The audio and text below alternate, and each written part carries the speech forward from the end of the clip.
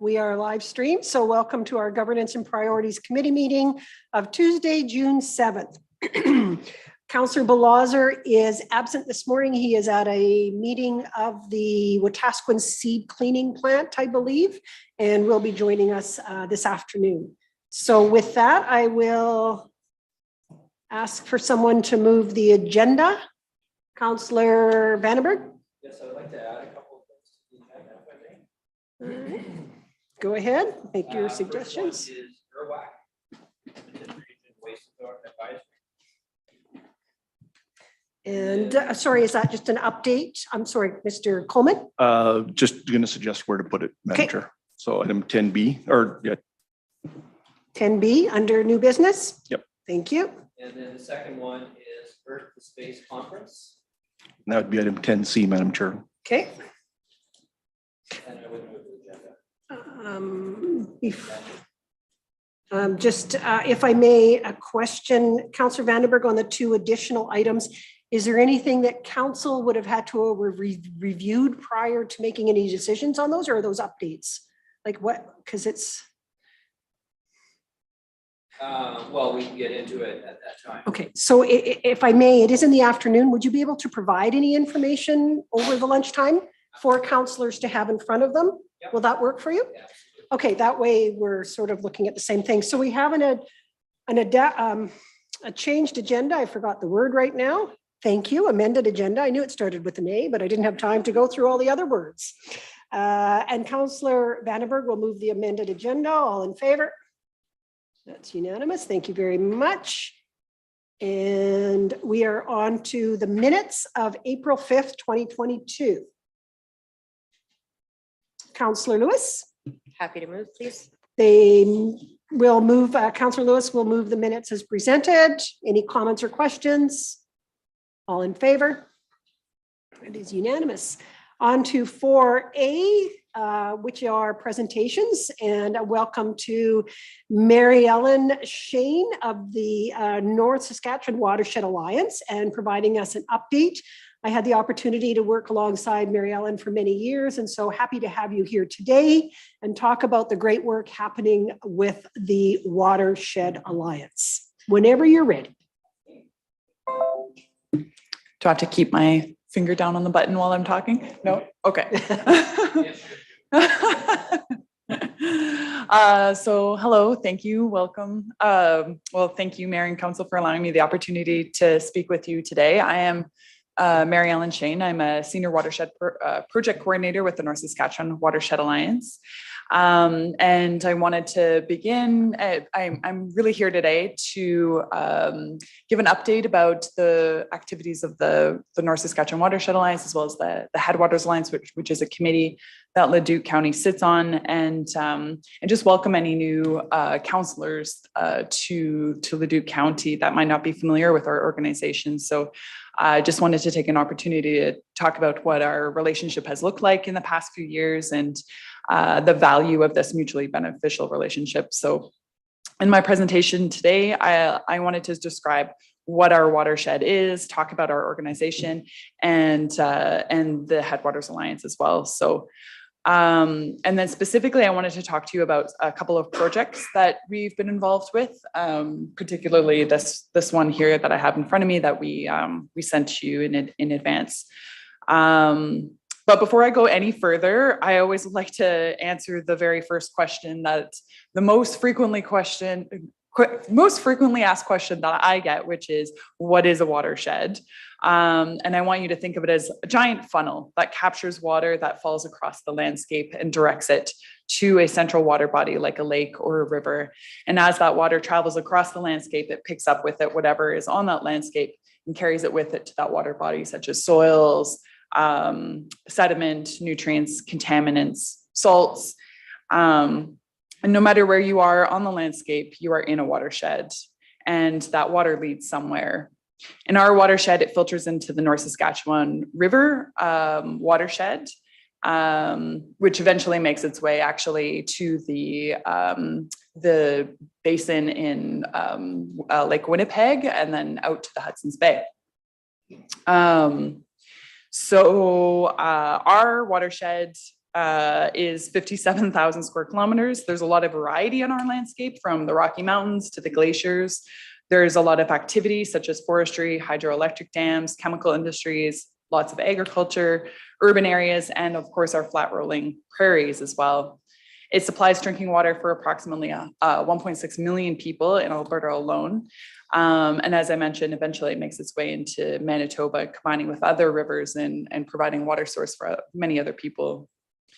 The management of this river is quite complex. There isn't one governing body that manages it all, but the province does have a framework to help us guide the management of the river, and that framework shows that there's many partners involved with its management, including the provincial government, the Alberta Water Council, watershed stewardship groups.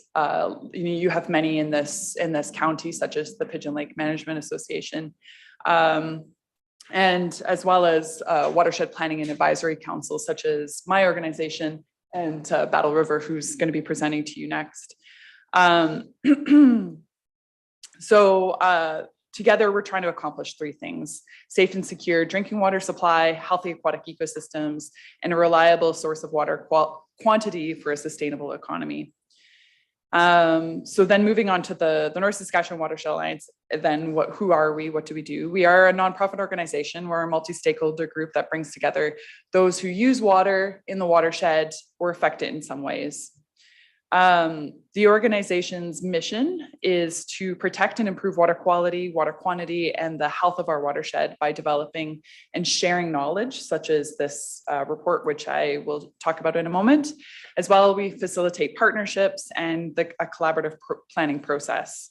And you can find out more about our organization all over our website. So we work a lot with municipalities. We formed 3 groups who focus on watershed issues that are important to municipalities. And Leduc County actually sits in our Headwaters Alliance. So that area that's shown there in green. So you sit on a committee that share the landscape with 5 counties, as well as, well, I'll talk about them in a second. We do have some planning documents, such as our integrated watershed management plan, as well as our state of the watershed, that guide the work that we do. And then finally, we also do a lot of education and outreach, such as hosting educational forums. We do this educational forums now about 6 times a year, something we do online called our Watershed Wednesdays, as well as we have this book called The Living in the Shed, which is a really great history of people and the landscape that make up the North Saskatchewan watershed. So, oh yes, as I mentioned, we have our Watershed Wednesday series where you can learn about a variety of topics about watershed health. It's not just about water, but it's also about, climate change that affects the watershed. It's also about invasive species that also have an impact on the water as well. And so these are free seminars and with really great expert speakers. So the Headwaters Alliance, the committee that I mentioned previously, is one of those collaborative planning groups.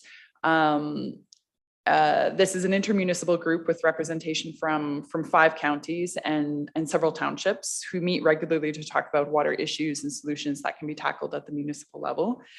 Our vision as a group is to have a healthy watershed to meet the needs of current and future generations, and we strive to do this by working with all those who affect this area. We focus on 2 subwatersheds, as I mentioned, the Modeste and the Strawberry subwatersheds. This includes this includes Black Mud Creeks, Strawberry Creek, White Mud Creek, many of which actually run through Leduc County. So our Modeste subwatershed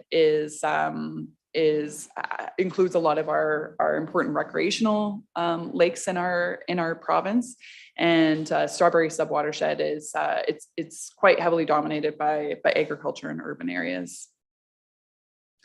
So yeah, some priority issues for these 2 are the loss of riparian areas and wetlands and other environmentally sensitive areas, impacts from extensive agriculture and industrial development, risks to groundwater quality and quantity, as well as the threat of invasive species. So I just wanted to give a little update about what it is that our organization has done in the past few years. We, getting started with hosting some experiences for elected officials as well as senior civil servants.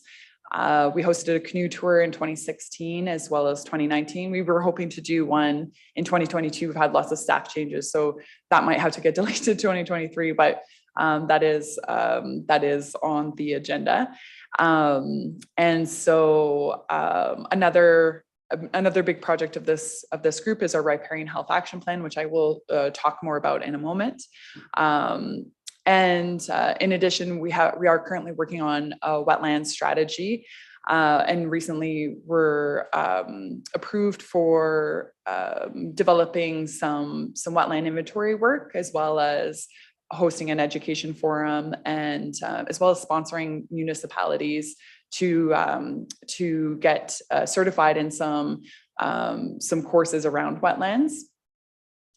And then the fourth project that I wanted to tell you about was our involvement with a collaborative group called the Watershed Monitoring Program, which has seen a really important expansion of monitoring stations on tributaries throughout our watershed, which really helps set the foundation for knowing what kind of water quality and quantity are coming out of the tributaries and going into the main stem. And this is a massive undertaking that really fills in a lot of data gaps. And then another project that we are collaborating on is called the Modest Natural Infrastructure Project, and that's a partnership with Alice Canada, as well as Alberta Innovates and University of Guelph to really try to get a handle on what natural assets do we have and what value do they have, and maybe perhaps helping us find other sources of funding in order to really amplify natural assets on the landscape in this area, in priority areas that make sense. For example, areas where they may have a really important impact on your gray infrastructure downstream. So that's a project I can talk more about. But I really wanted to emphasize the Riparian Health Action Plan today. Of course, beginning with the, questions at the beginning, what is a riparian area? So these are those ribbon of green areas next to the shorelines of your water bodies. And they're disproportionately quite important. They provide a lot of biodiversity support. They're kind of that last line of defense of area between the uplands and your water bodies. They really help catch some of that sediment and nutrients coming off of the landscape. And they are really important for supporting biodiversity. It's estimated that 80% of all species spend at least one phase of their life cycle in these areas.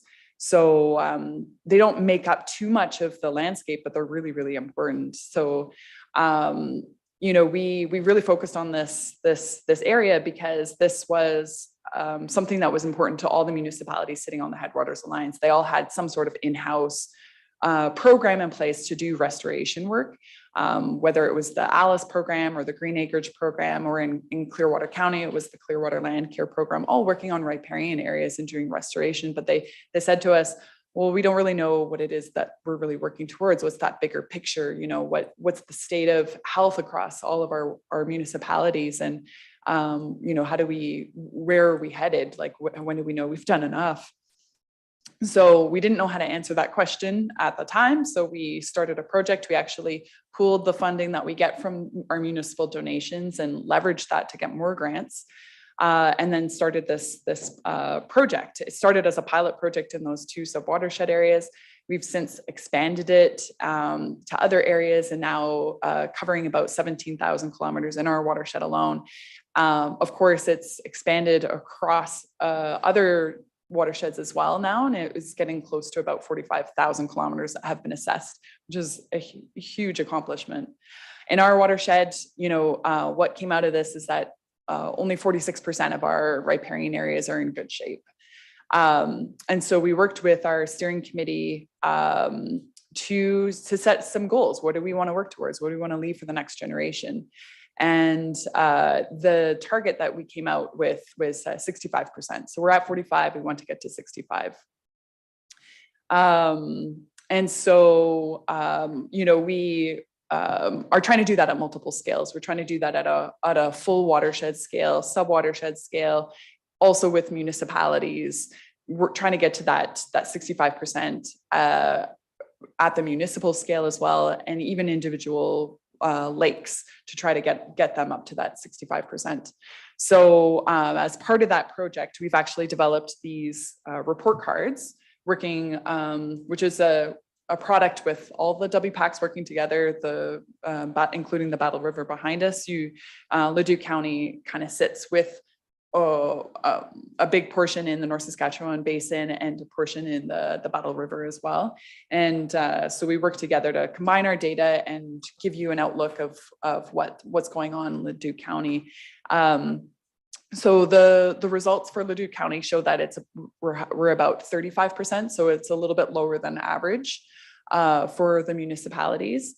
And for the watershed as a whole. And so within this report, we show you some of your creeks that could use some emphasis for doing some extra restoration work and also conservation work. So it's a really, I really want to highlight this particular report as being a really good resource for helping to set some goals at that municipal level and leverage the programs that you already have in place in order to maybe do some of that kind of targeting in those areas.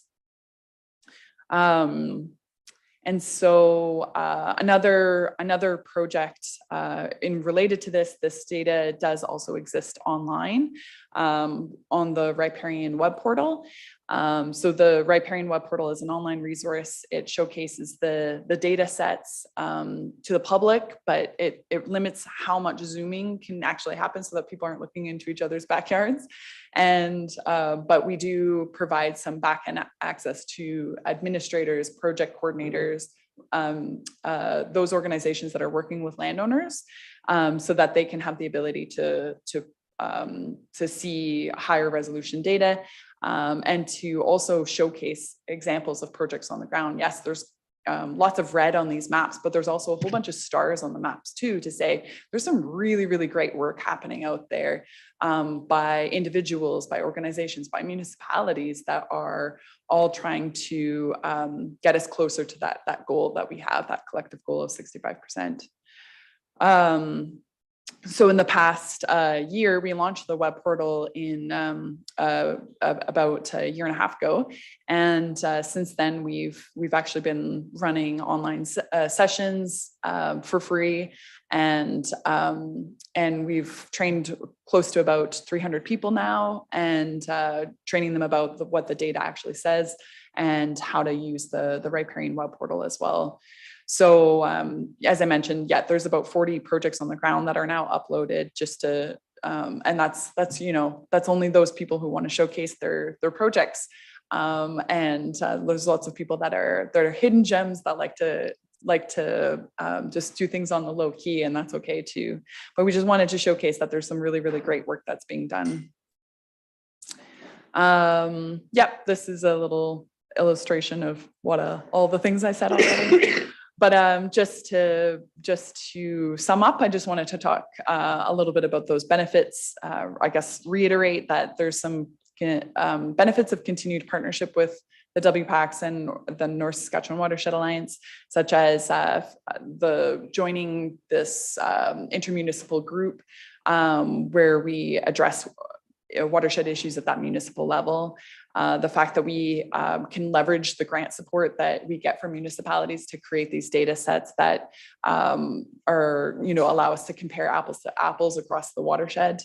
We provide a lot of expertise to municipal staff as well, and then we provide a lot of education and awareness and resources to the general public and your constituents. So I yeah, that's about all I wanted to say for today. Thank you so much for your time. I really appreciate being here today. And if you have any questions, I'm happy to answer them. Thank you very much for your presentation. You have always been a fast talker and continue to do that. But thank you for we do have to work together. Yes. And you guys certainly provide significant leadership in the area, and we appreciate it. Any questions for Mary Ellen at this time? Councillor Vandenberg? Couple comments and then probably a question in the end. And thanks for appearing today. I have had the privilege up until recently of sitting on this board. So in your presentation, you spoke very quickly on some of the concerns around the quality, that which feeds the North Saskatchewan River. And you referred to concerns around agriculture and industry. But of course, you probably didn't have a chance to elaborate on what those examples are. You also mentioned in your report that municipally on the planning side, we have the ability to enhance or not so much protect, but enhance the riparian setbacks and overall the health of the waters entering into the river.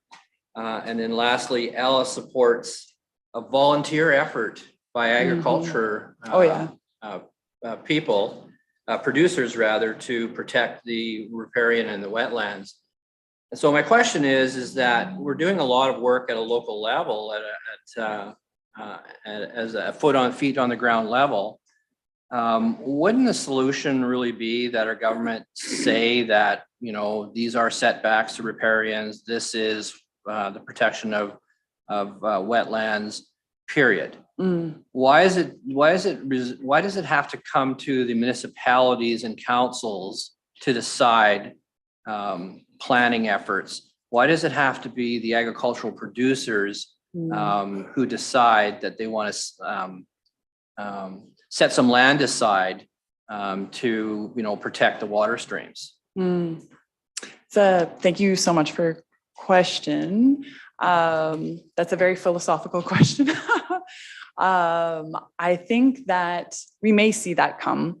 I think that we have seen that occur in some other jurisdictions. I think in PEI, for example, they do have provincially mandated setbacks and exclusions from water bodies for agriculture.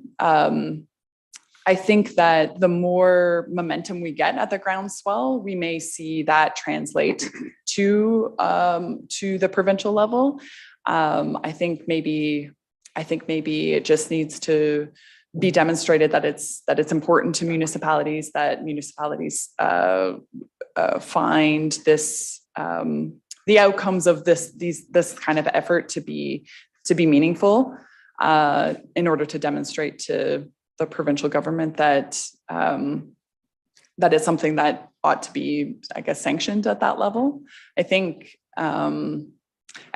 ultimately as well, it will require some on the ground consultation with landowners, and I think municipalities are in a good position to be able to have those conversations, such as with your ag fieldmen, to be able to have those kind of one-on-one conversations with your agricultural producers. So I think it's possible that the provincial government doesn't have that same contact with landowners. So I think it's really honestly a combined effort at multiple scales. You'll see even at the federal level that there are setback requirements for example, species at risk and certain spawning creeks as well. So they do set them at that level. I hope that we can see them at every single layer of government, really. Thank you. Councillor Vandenberg? And just to follow up, and thank you for that. So the way I see it is that it's a huge opportunity for the rural community to be the stewards here. Absolutely. 1.6 million people in your section alone depend on potable water from that river.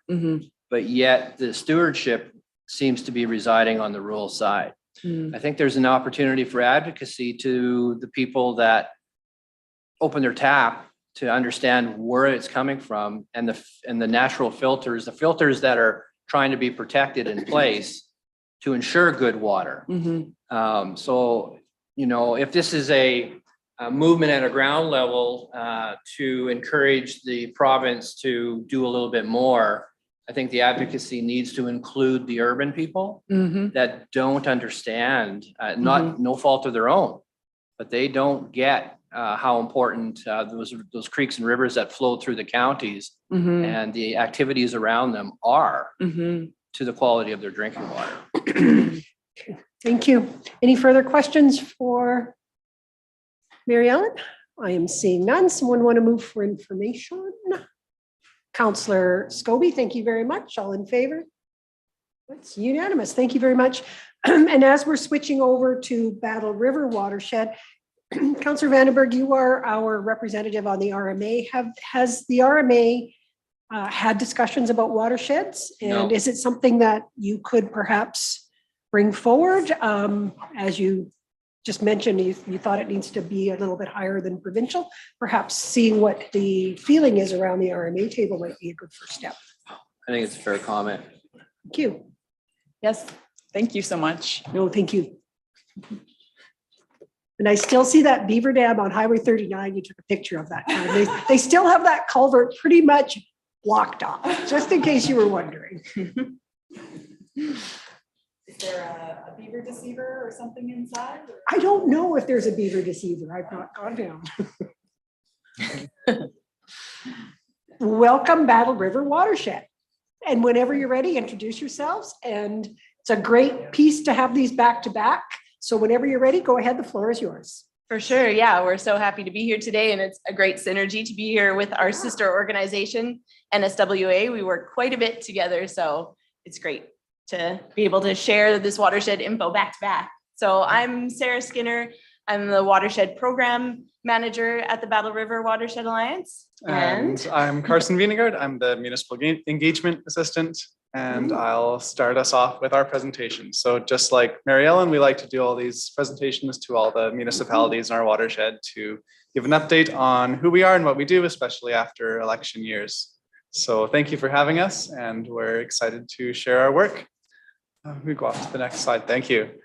So similar to all the other watershed alliances in Alberta, we are non-governmental environmental organizations, nonprofits, and we work through our board of many different members with people representing academia, agriculture, environmental groups, and many others, including I think 4 members are from municipalities around our region. So the priorities of municipalities are really in our board and are driving what we do. So we try to accomplish our goals together like that. You can go to the next slide there. And this is the map of the Battle River watershed. We sit just south of the North Saskatchewan in central East Alberta here. You can see Leduc County is primarily in the North Saskatchewan, but there are some parts along the southern edge, including probably most importantly, the northern part of Pigeon Lake, which is an important recreational lake in our watershed that we do a lot of work on, and also with the Pigeon Lake Watershed Alliance. So these are just some ways that we think we can work together and to accomplish our shared goals. So of course, conserving water quality and quantity, we already talked about that municipalities need to provide that service to their residents and industries. Balancing economic, social, and ecological priorities is a big job for anyone, and we like to talk about the trade-offs and try to come up with new solutions to make the best of each possibility here. We do a lot of engagement and outreach work with citizens of all ages about watershed issues and solutions and how they can get involved in our work. We work with environmental regulations, helping to create some for some municipalities that we'll talk about later, and responding to them as well. And overall, our goal is to plan and take action for a healthy and resilient watershed. So next, please. I'm just going to go through some of our education program highlights to give you an idea of that aspect of our work.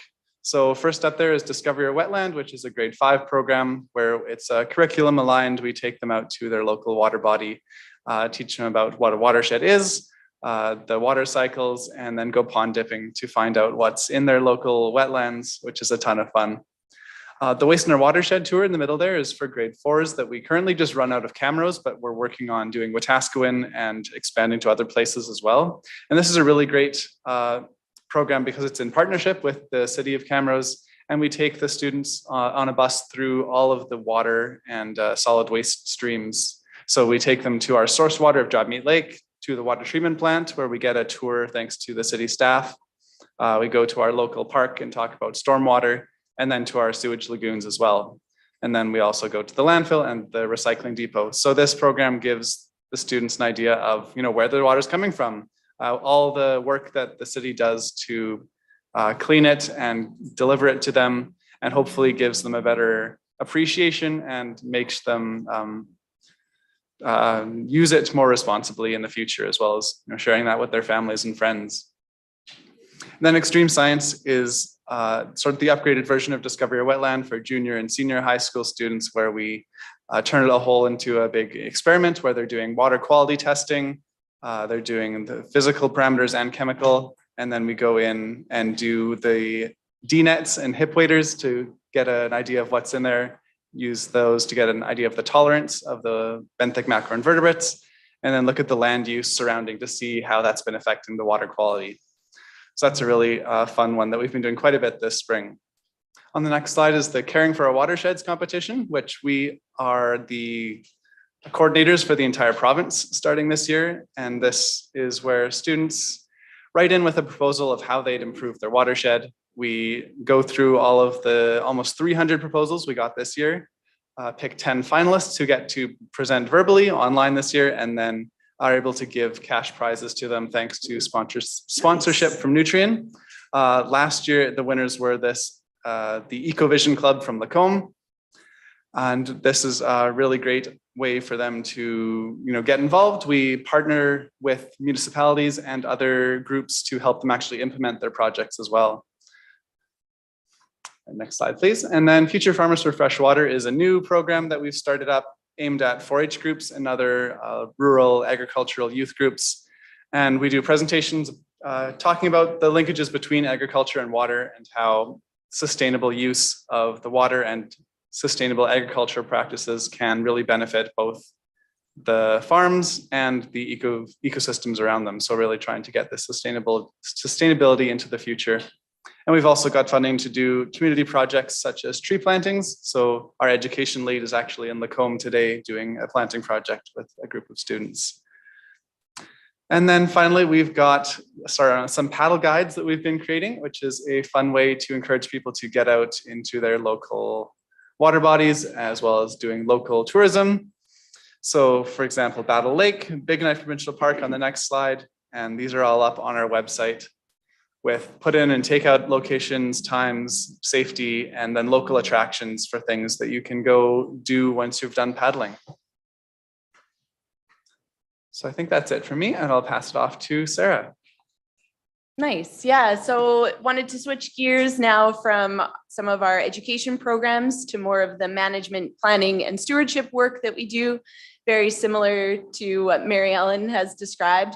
But in terms of the Battle River watershed context, this image that you see here is our planning framework, which was developed shortly after our first State of the Watershed report came out back in 2011. We did a pretty massive roadshow of workshops across the watershed to share the information that we'd collected about the state of the watershed, and also then to hear back from people, municipalities, local organizations, and residents about what they really love and appreciate about the watershed, what some of their concerns or what they see as some of the issues or challenges in the watershed, as well as what their hopes are for a resolution to some of those challenges or concerns. And that really helped us to structure this framework, which we've now been using to develop watershed management recommendations in each of the 12 areas that you see around the edge of the framework there. So we have now developed recommendations for 7 out of those 12 components. And if you're curious to learn more about what those recommendations are, they're available on our website.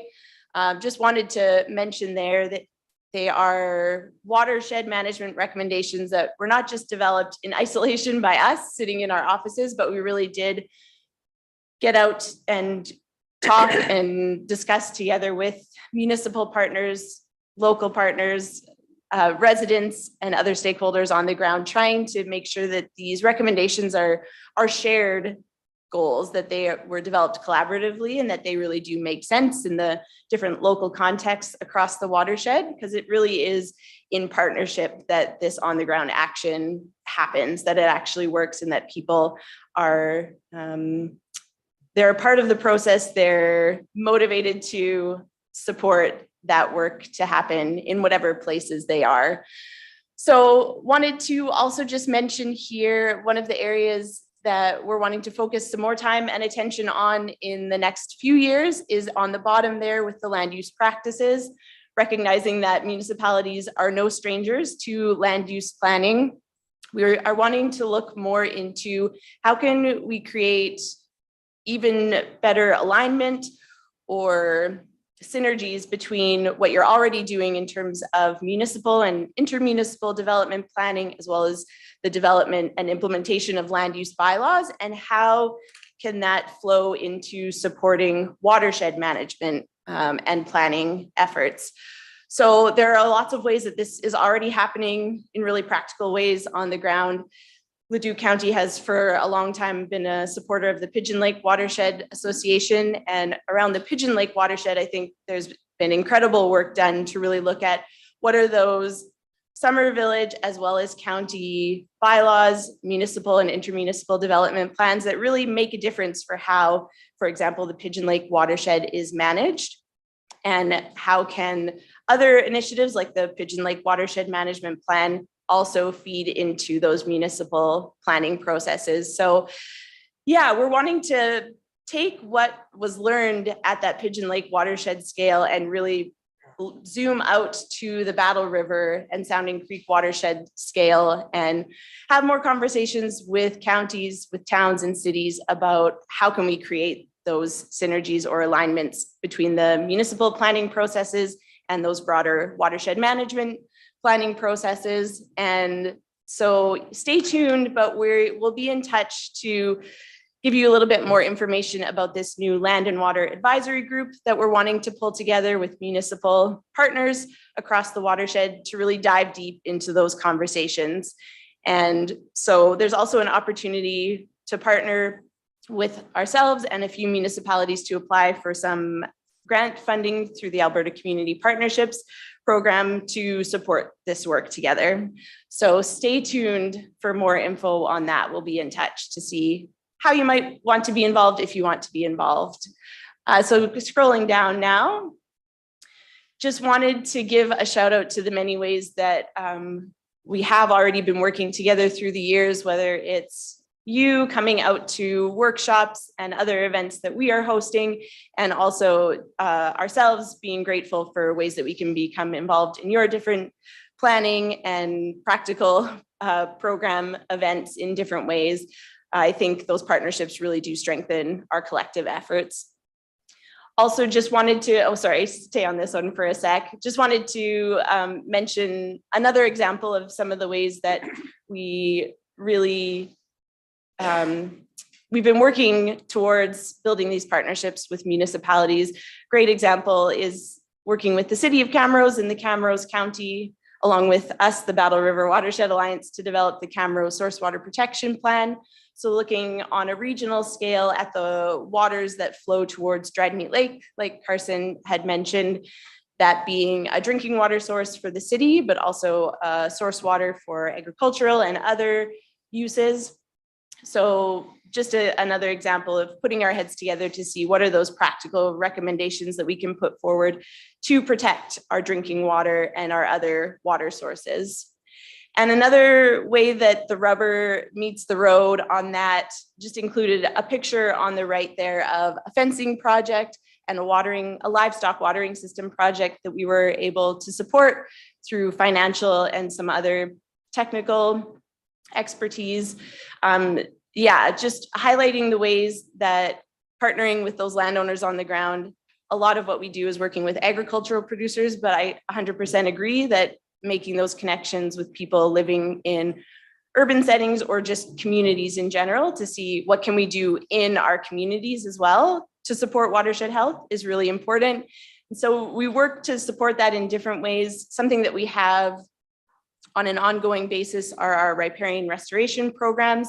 So those programs are intended to put funding towards these on the ground projects. So ourselves as the Watershed Alliance, finding those funding sources that we can then distribute to people on the ground who are wanting to do that good work, whether it's planting trees, putting in a fence, or a livestock watering system. In our urban communities, it might be putting in a rain garden or looking at how you can retrofit stormwater systems, or looking at how you can restore a local creek right in a community. Yeah, putting whatever funding we can towards those initiatives, recognizing that the price tags can add up on those projects quite quickly. And so wanting to be part of the team that is able to support those things to be possible.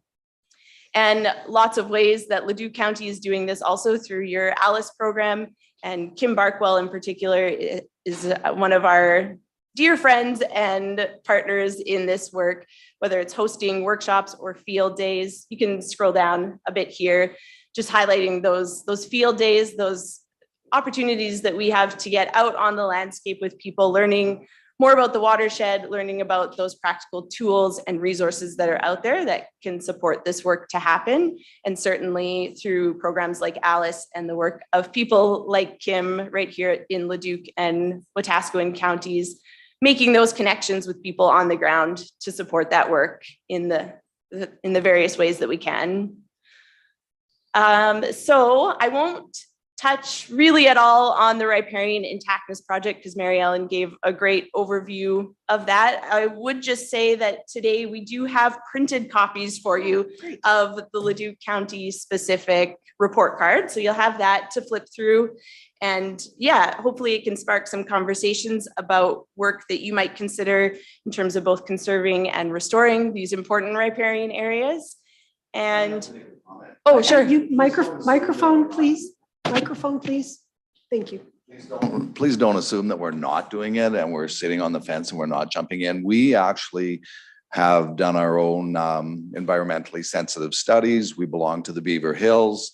The water you talk about at Dried Meat Lake, we actually have a project right now. The city of Leduc or city of Camrose sits on the water commission to bring a water line out of Edmonton.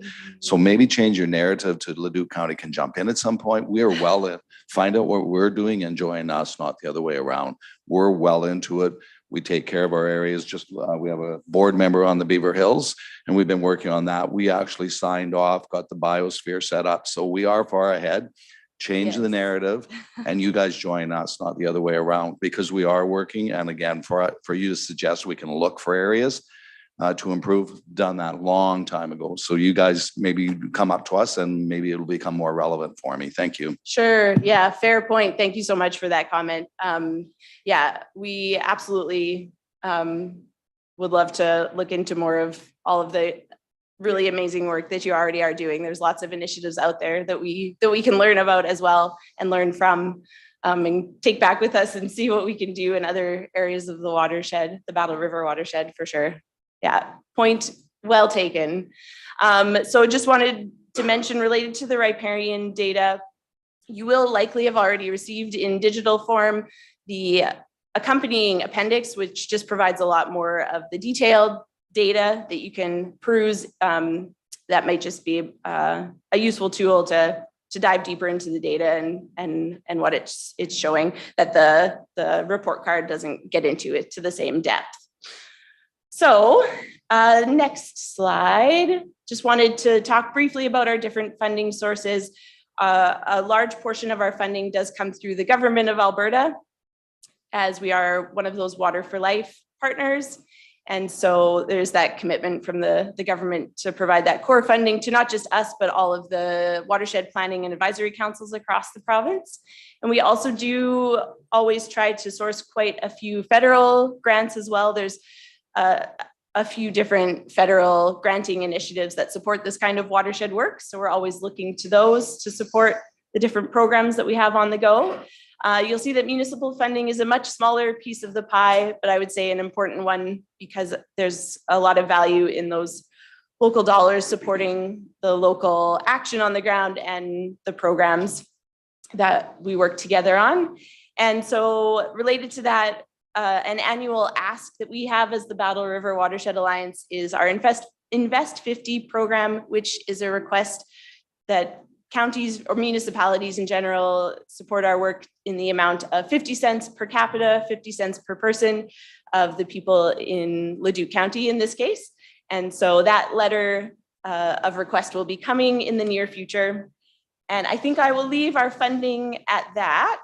So if you scroll down, just wanted to again mention this Land and Water Advisory Group that will be pulling together, looking at integration opportunities between municipal planning and watershed planning work. And so if that's of interest, you can be in touch with us if there's somebody or a few either council or staff individuals that might be interested in being involved in that.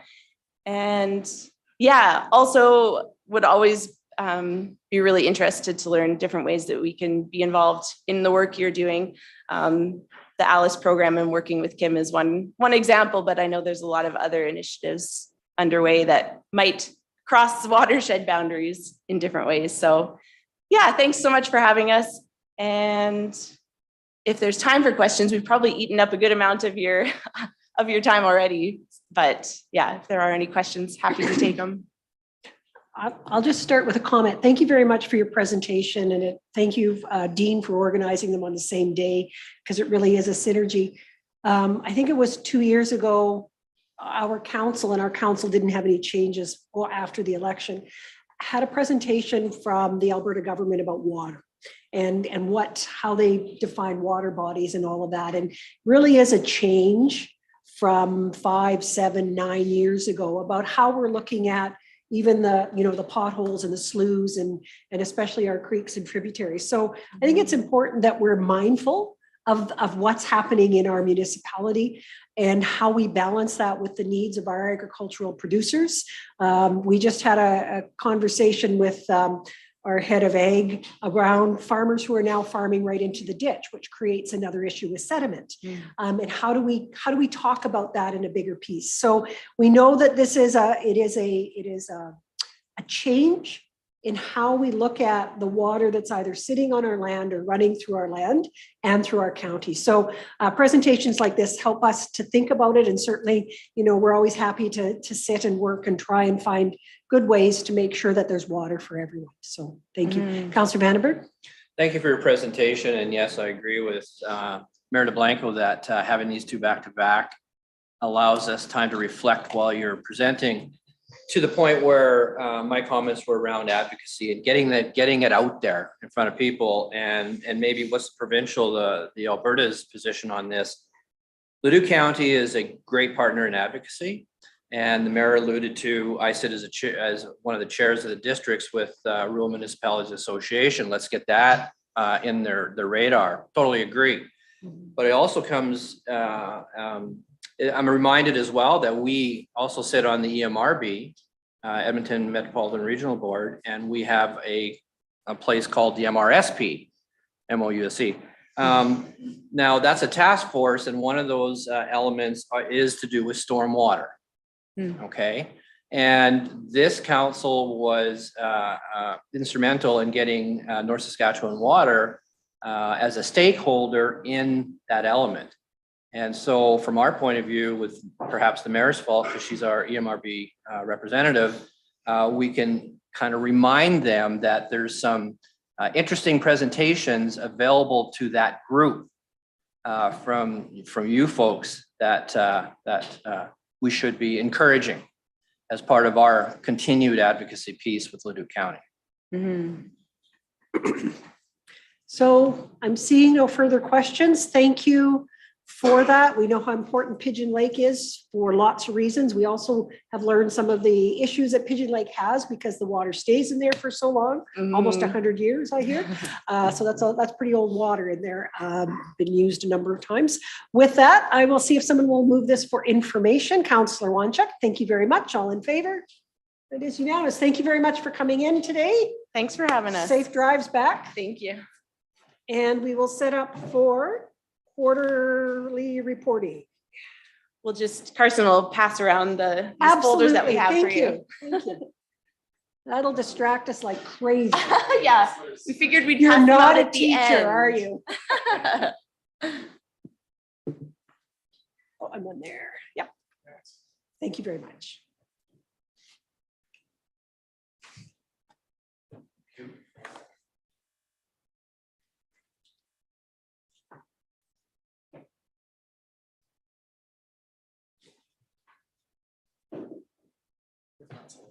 Ag, planning Okay. and CAO staff. Perfect, thank you.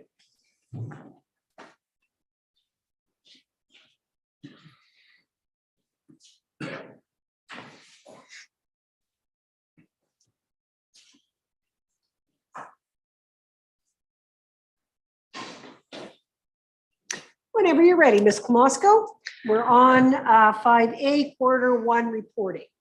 So good morning, Mayor and Council. We have a recommendation in front of Council this morning to accept the report and attachments as information for our 2022 Q1 reporting.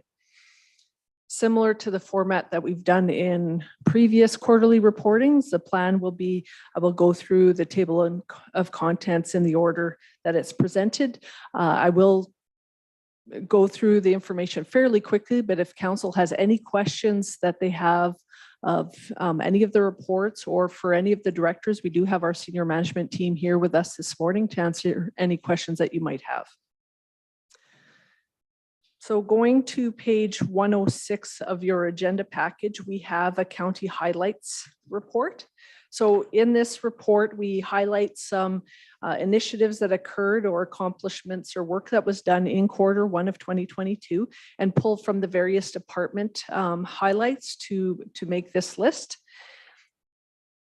Then going to page 2 of the county highlights report, we have just a bar graph showing our revenues expenditures for that first quarter of the year. Ms. Klamosko, if I have a question on the highlight, should I wait till we get into the department or can I You ask? absolutely, we can answer that right now. Okay, thank you. And it's just really a bit of an update, and that's the full-time daytime fire service that started in January. Perhaps Chief could provide. I mean, we've heard many times the truck going past here. I'm assuming that it's been well used and it's working out well, and certainly come forward so that you're recorded. Yeah. Thank you. Just really briefly, not a lot of detail, but I'm hoping it's going well. Yeah, that daytime truck, as you say, Madam Mayor and Council, started January 4th. You know, they've spent their time training, familiarizing with the area, just generally developing that full-time firefighter culture that we're looking for. Going to all the calls in Nisku, assisting. We still have Squad 5 at the airport and then the paid-on calls at Nisku. So there's some opportunity. We're even going out a little bit to a new Sarepta, a little bit farther out, Okay. because their shoot time is so quick, they can make, you know, time as miles. So we're seeing some good results out of that daytime. That's great. I'm glad to hear it, and you know, was a necessary move on our part, and I'm glad to hear that it's working well. And our firefighters there are settled in and feeling like a squad and liking the new setup. Yeah, it's temporary, of course, but you know, it's going well. And you know what, there's a bit of a cultural difference between full-time and Okay. paid on call, right? So we're still working through that. Still developing that, but it is good that we're one team with the paid on calls and full times. That's another important part that we had set out to make sure.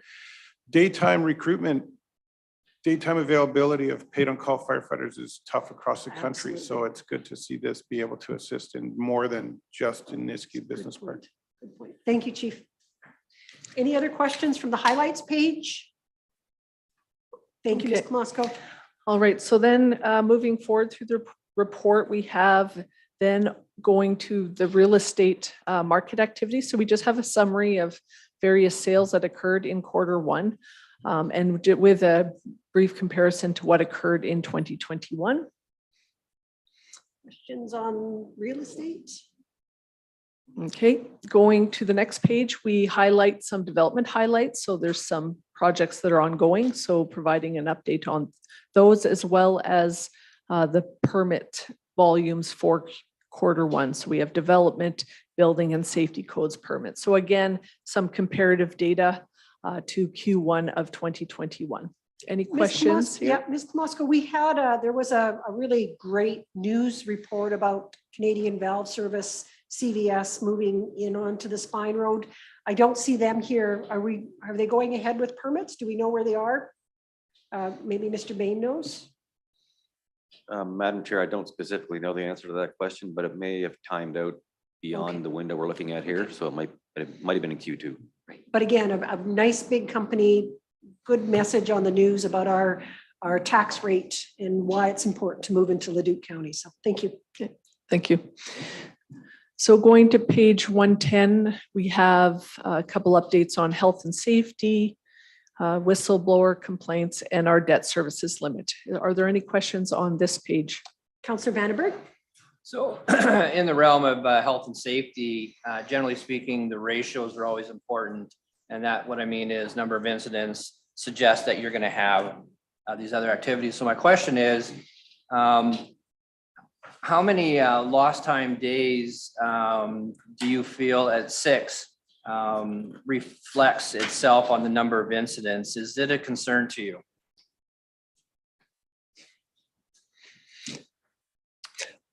Oh, well, I'll start with an answer there. So ultimately, I mean, our goal as an organization would be to not have any lost time days. We have realized 6 days in Q1. So we're always looking at, areas of improvement, the preventative tasks and work that we do to, in the future to eliminate the occurrence of lost time days. So it's difficult. It's always something that we would strive to reduce in the future, but it has occurred in Q1. So further to that, if I may, and I'm not an expert on the ratios, but I wonder if you've got 6 lost time days in Q1, in my experience, number of incidents should be a whole lot higher. It should have been an indicator. And a reporting of an incident is a positive thing because it allows administration to perhaps foresee a trend before it happens. So I guess the question is around the relationship between lost time and number of incidents. Is there something missing there? Mr. Coleman. I think the ratios have a bearing. It is a little bit dependent on the size of your organization, of course. In this particular case here, the lost times is related to one incident. So it doesn't really give a good reflection of any kind of ratio issue at this point in time. But obviously, if our incidents are low and the lost time numbers are high, that speaks to the severity of the incident that occurred, obviously. Right. So in this particular case, it's a bit of a one-off because it is one incident. It was a fairly significant lost time. But my really bottom line for me is to limit or eliminate lost time, focus on modified duties where applicable. Incident reporting is important. It's not a negative thing when people report, obviously. We kind of look at and triage our incidents based on severity as well. So when we don't break that down here, but we do internally, we look at what the type of incident was, and we look at that as trending elements that we focus on. If there's areas we need to focus that are critical from a safety standpoint, then obviously we need to address those. If it's a paper cut, then yes, it's great someone reports it, but it's a paper cut at the end of the day. It's not something significant or severe. So I mean, at this time, I don't have any significant concerns for 2022. I think there's a better awareness in the organization around managing lost time, which is the goal we're trying to achieve here, is to minimize that impact, because that's the financial impact of the organization. Thank you. And of course, we don't see the detail of this, and thank you for your explanation. Councillor Smith? Okay, thanks for bringing that up again. I don't understand the ratios of what's acceptable, but over that 3-month period, we should have had 18,000 woman days worked. With the 6 lost days, that represents 1/3%. And I don't know the numbers, and you've been in the field. Is that generally an average number? And again, I want to preface this with, since they've changed how we announce, if I were to step out of my vehicle and slide on a little bit of ice, I need to report that. That's a near miss. So again, some of the severities of what we're asking people to do. I mean, injuries and injury prevention is huge, but also overreaction, in my opinion, is part of what they're doing. So again, I'll just leave it with you looking at, is there a standard for lost days? And we're 1.33%. No, the industry doesn't, or the business doesn't look at ratios and trending that way because of the realization that a lost time is a lost time and you don't want any in your organization. So there is no acceptable norm per se or industry standard. The focus point for us is to reduce or eliminate lost time. Thank you. So the next report in the package is on page 111, and that's the corporate plan. And Councillor Vandenberg? Just a clarifying question on the corporate plan. Is this based on the current strategic plan, not the refreshed elements of what we haven't approved yet? Just so I'm able to follow Yeah. along and keep that context in mind. that's right. So until a new strategic plan is approved by council, these operational plans were prepared using the strategic plan that is approved currently. Okay, thank you. Okay, so the next group of reports is for administration. So we have reports for assessment services, corporate services, and finance. Are there any questions on any of the reports within administration? Councillor Lewis? Thank you. Just looking at your department report on page 112, one of your highlights was conducted an annual employee satisfaction survey. Is there a point that council gets to see that as, I guess, kind of a tool to evaluate and the annual review for our CAO? Okay. No, that information absolutely can be shared. We did release a report to our staff, so we can provide that information to council. Okay, so going to page 139 of your package, we have agricultural services. Any questions on that report? All right, going to the next report, page 149 for enforcement services.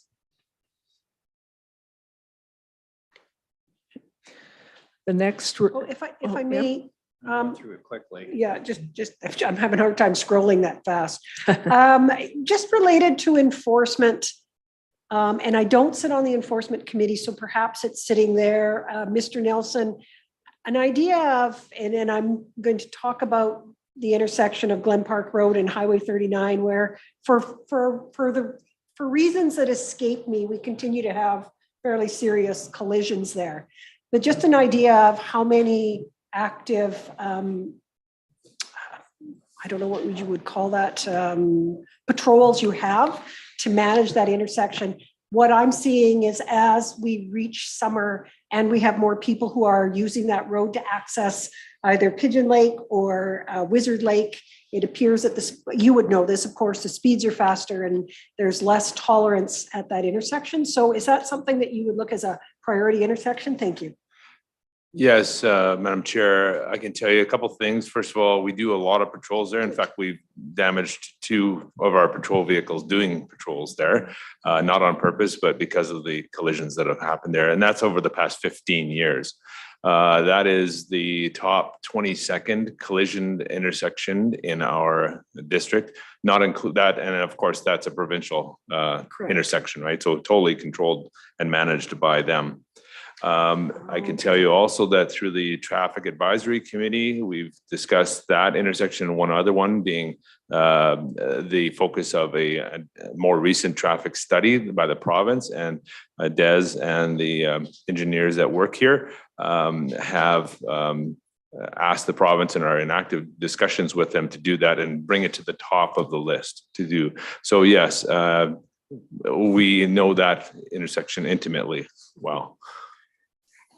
If I may, just just linking on to summer traffic, do we change how and where we do our patrols because we know the southwest part of the county and perhaps even around Joseph Lake with that kind of traffic increases, and so does then the chance of speeding and erratic driving and drunk driving and those sorts of things? The first adjustment we do in the summer is to expand our hours, and we do the opposite for the winter. Of course. Because of the daylight. So we start earlier and we end later. And we do not only pay attention to the information we know from our own patrols, but we focus on the hotspots that are requested by people as well. So we're both proactive and information gathering when we delegate those resources. I hope that makes sense. It does. Thank you. Any further questions for enforcement before he sits back? We'll wait till you sit back. Thank you, Mr. Nelson. So the next report is on page 158, and it is for engineering. Councillor Vandenberg? Yeah, sorry, but while I made notes, my notes I have to flip through. So I'm going to take you back to page 116. On the and it's around the 6.1 strategy, and that is current. I just need a clarification, evaluate current practices and opportunities for newsletter creation. Is that in addition to the county chronicle? And I'm not quite, I don't recall the need or the focus, the difference between a newsletter and the chronicle. So we do it, we will examine all the newsletters that we do because we do other ones. We do one for public participation. So it is examining all the various newsletters that we do, doing a kind of environmental scan of what other municipalities are doing in the region. Are there things we could look at doing differently? Do we want to do something more frequently, less frequently? So it's just really doing an in-depth review of our current practices and then just some opportunities perhaps for new newsletter creation. So we are commencing that, like doing that way. We actually commenced that in Q2 of 2022, but no work has been done at March 31st on that initiative. Thank you. And back to engineering. Okay, so back to engineering on page 158. What's our, I guess it's a question for Mr. Maruglod. What's our plan then for the transportation master plan? Do we have a plan to provide that out to our residents in a edible, kind of readable way that's fun and interesting? For the transportation master plan, what we're doing is we've heard the discussion subsequent to the presentation from the consultant, and we're reworking some of the aspects because I don't think it necessarily achieved what council really wanted to do. So this is going to be an internal project. It's honestly taking a little bit more time than we anticipated because unfortunately some of the data that the consultant had has been locked up and is on a server that's being held for ransom. So we do have to recreate some aspects, which is an unforeseen thing. One of the items that we have committed to do is to produce a longer term capital plan, which includes aspects of the transportation master plan, as well as some of the more local rural road initiatives. And that was something that was requested at Public Works Committee, and that's scheduled to come back in July. Okay, great, thank you. Any other questions from engineering? I have one more, and it's on strategy 6, page 163. And it's really just about our relationship with the committees on the Edmonton Metropolitan Region Board. Are those committees worthwhile? Are we being heard? Are they struggling with an urban rural? I'm not going to say difference because I think it really is not understanding sometimes the needs of the rurals from the urbans. And what we could do to help that, or if that's an issue. So I would say that both committees are I wouldn't say struggling to meet, to kind of get on their feet, but they're trying to understand, like you mentioned, dichotomy between the urban and the rurals. For instance, the solid waste collaborative, the type of issues that the rurals are focused on are significantly different than what we would expect would be focused on urbans. Urbans are concerned very much about waste management, end of waste plastic recycling, organics. In a rural situation, organics, again, go out to the hogs, go out to the animals, go out to the dog. Things like agricultural plastics, grain bags, twine, bale wrapper, not necessarily something that the urbans would concern themselves with, but are obviously something that is a concern to the rural. So some of it's understanding it, but some of the work that we're doing right now where we're trying to quantify the amount of waste by the different groups, so whether it's institutional, commercial, industrial, residential, I think will provide some insight on to the differences to the two committees. In the Stormwater Collaborative, again, same sort of aspect, largely for the rural portions of Leduc County. There is some aspects that are common, floodplains, things of that nature, but that's more around the North Saskatchewan. Where we're more plugged into is more the urban areas where you're talking about Nisku or Nusrep, we're talking about stormwater management, what type of storms are expected, how that's changing with things like climate change, and additional data. And that's where we're actually seeing some interesting results. I think we're going to get some value out of that group as well. Have you started talking in either collaboratives about the ESGs?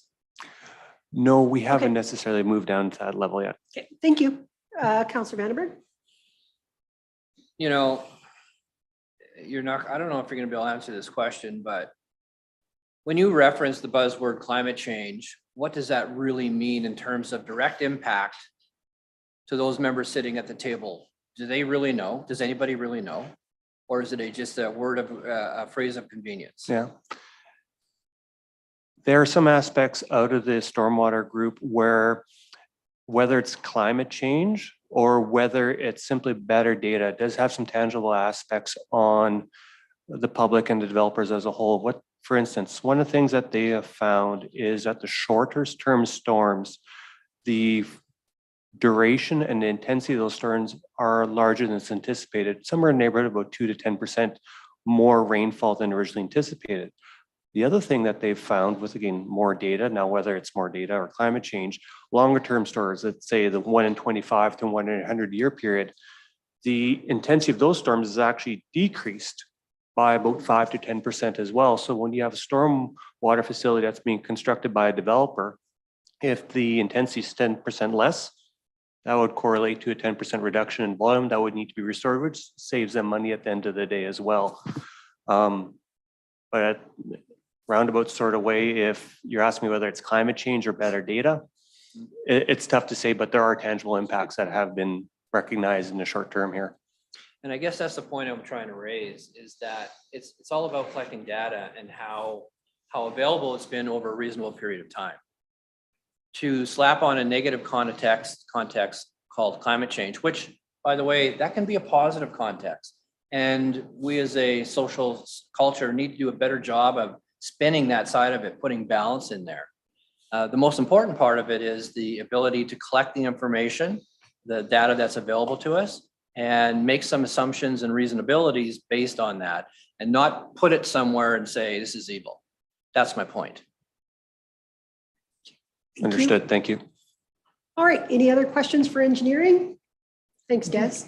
So the next report is for Family and Community Support Services on page 166. I have a question. I'm looking at the department highlights on 167. And this is just since the beginning of the year, is that correct? The first quarter. That's pretty amazing. 310 residents and 24 programs already, 228 home visits, 178 visits, I'm assuming isn't the same as the bridges. I mean, that's a lot of outreach work from your staff. Is that typical, or is this more, is it organized differently? How are you managing that? Because I'm looking at that saying, wow. Yeah, I think it's a combination of everything. I think it's a combination of our outreach to our residents, the way we promote to them, the way we have some virtual options for them. I think that's all helped. I think the other factor that's maybe not as much of a positive, is the need. So that's something we're very much experiencing now in these last few months in 2022 is the need for supports, both on the preventative, but also on the more complex supports that we provide as well. So we are trending towards what I see as significant need. Thank you for, if I may, just an additional question, because I just saw an article in the news about the food bank in Edmonton. What relationship do we have with the food bank, or does your department have? And I'm assuming that we've seen that increase as well. Any comment? Yeah, and I think that's reflective on every agency that we partner with. So Yeah. our staff work with the food bank daily, as well as many other agencies that do, food is one, housing's Yes. another, income's another, all those agencies that provide those supports. So it is daily. We need them because really we are primarily a referral based. So if we refer to food, we refer to housing, we have to have those agencies to refer to. And we're very lucky to have a very strong food bank in this region, obviously. So that's a nice asset for us to refer to. And we'll see that grow, I assume, as inflation continues at the rate it's going. The need for all those Absolutely. is significant. Councillor Lewis? Thank you. I'm looking at your goal number 4 on page 168. 4.1 is to promote engagement and volunteerism in the community by piloting a youth committee. Can you tell me where that's sitting? Yeah, there's a few partnerships happening here. Some of this is happening through our partnerships with our neighboring communities in Kalmar, Thorsby. And this has evolved a little bit into a partnership with youth related to a youth conference that we're having this fall. So we see this as a start. The youth conference, which will include the region, will lead to what I anticipate to be more of this youth engagement in 2023. So with youth, you have a plan, but you also modify that plan. And so it's just about us focusing on youth more, having more engagement with them, having them give us more input. And in this case, have them a part of some of this planning for their communities type work.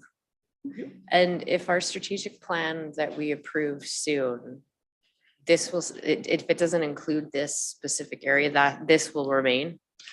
Correct. So this is a 2022 goal, but your strategic stuff that we've read aligns exactly with what we were planning to do in 2023 and beyond anyway. Is more youth, more engagement with youth, more conversations with youth. So it aligns very close. This is just the phase 1 of some of our youth focus. Any further questions? Thank you, Mr. Honesty. The next report's for fire services on page 172.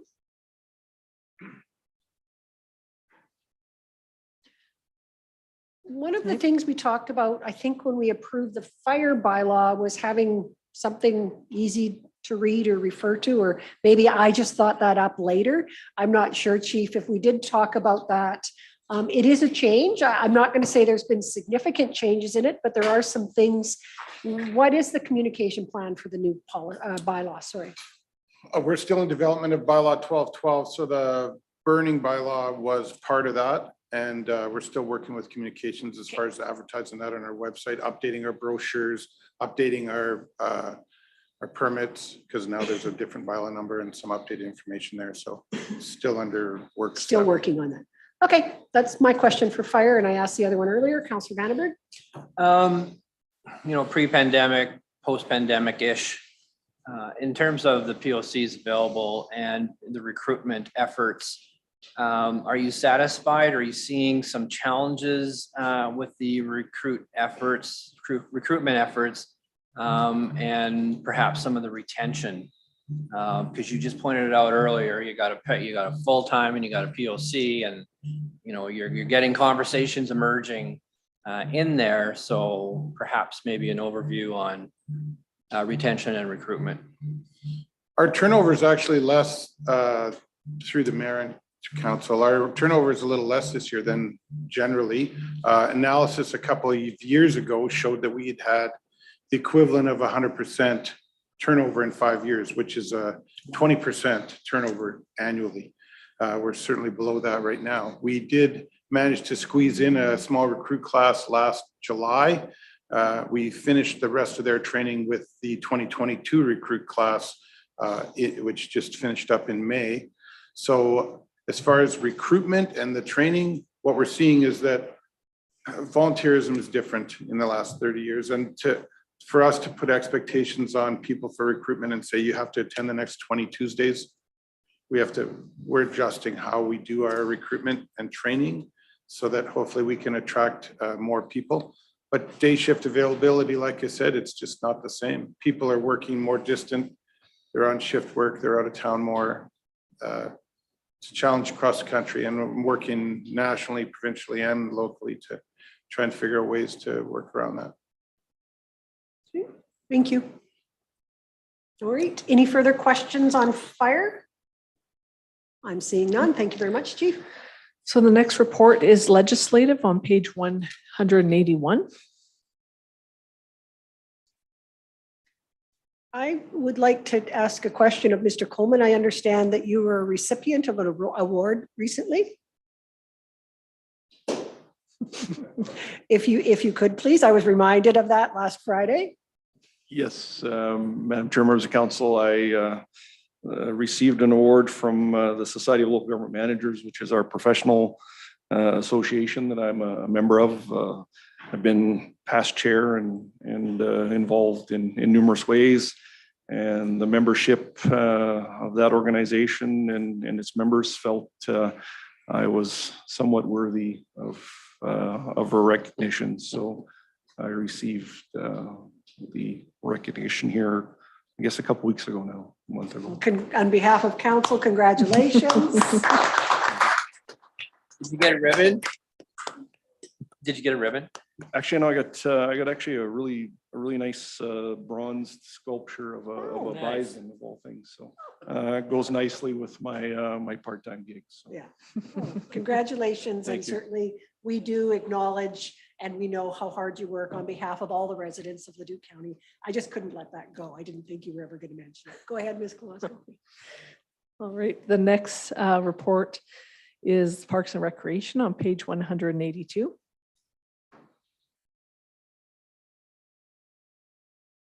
How are our comfort cabins booking? I think that's what we called them, wasn't it?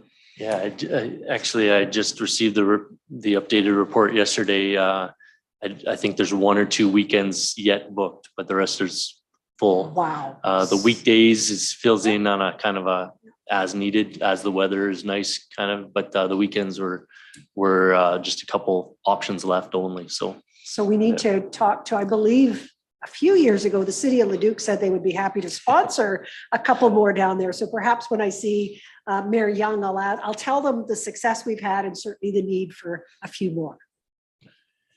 Councillor Vandenberg. So we did talk about opportunity within Leduc County for more, and you have spoken to it. Can you remind us again, sort of I think I got the impression there's a challenge with that, or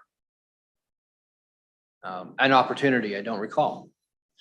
yeah, our focus was to try and find opportunities through grants where it wasn't a tax dollar investment in that type of a project. So we continue to look for those options that would be available through accessibility or different environmental type grants that might help us do a project like that without tax dollars. Okay, thank you.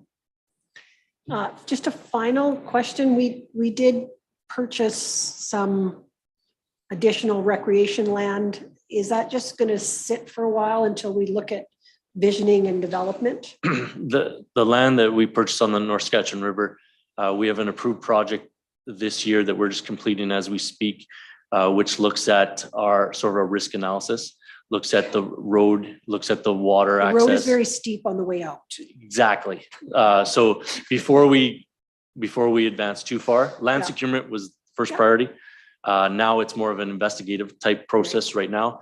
And then my goal is to come back to council this fall with one, identify the risks, but then talk about a phased approach to that piece of property. Would we investigate partners to develop that, business partners, or? That's exactly part of that next Thank you. steps multi-year type approach to that piece of property. Okay, thank you. Councillor Scobie? I guess just to comment on that, it would be good. I get asked about that Yeah. because river accesses are getting cut off. There was one down at Genesee. There's a big barricade across the road, and it was probably one of the best places for people to launch boats. And it's now closed off. So they definitely get the calls from people wondering about, how the county could get some access to the river, and then if they know about this property, they're wondering about it. So it'd be good to. That's one of the risks of securing a piece of property that they expect it. But I think it's smart for us to do our analytics and do our research prior to we go too far. Yeah, absolutely. And we still can use the one in Devon, which works well, and provide that. That's good news. Thank you. Any further questions for Mr. Honesty in the hot seat? Okay, the next report is for planning and development on page 190.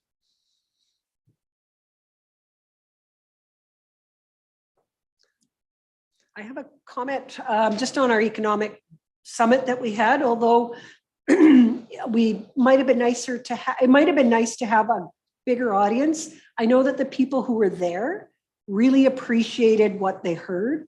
I also had a reach out from Mr. Cuff around some support perhaps to do that mapping for agriculture that was talked about by Carrie during the presentation. I haven't heard back from him, but certainly he reached out and said he might be able to have some options for some grant money to do that, which I think would be great for the county. So I thought it was well organized, fit together well, lots of good learning for everybody there. So thank you for doing that, and looking forward to the next one being even bigger.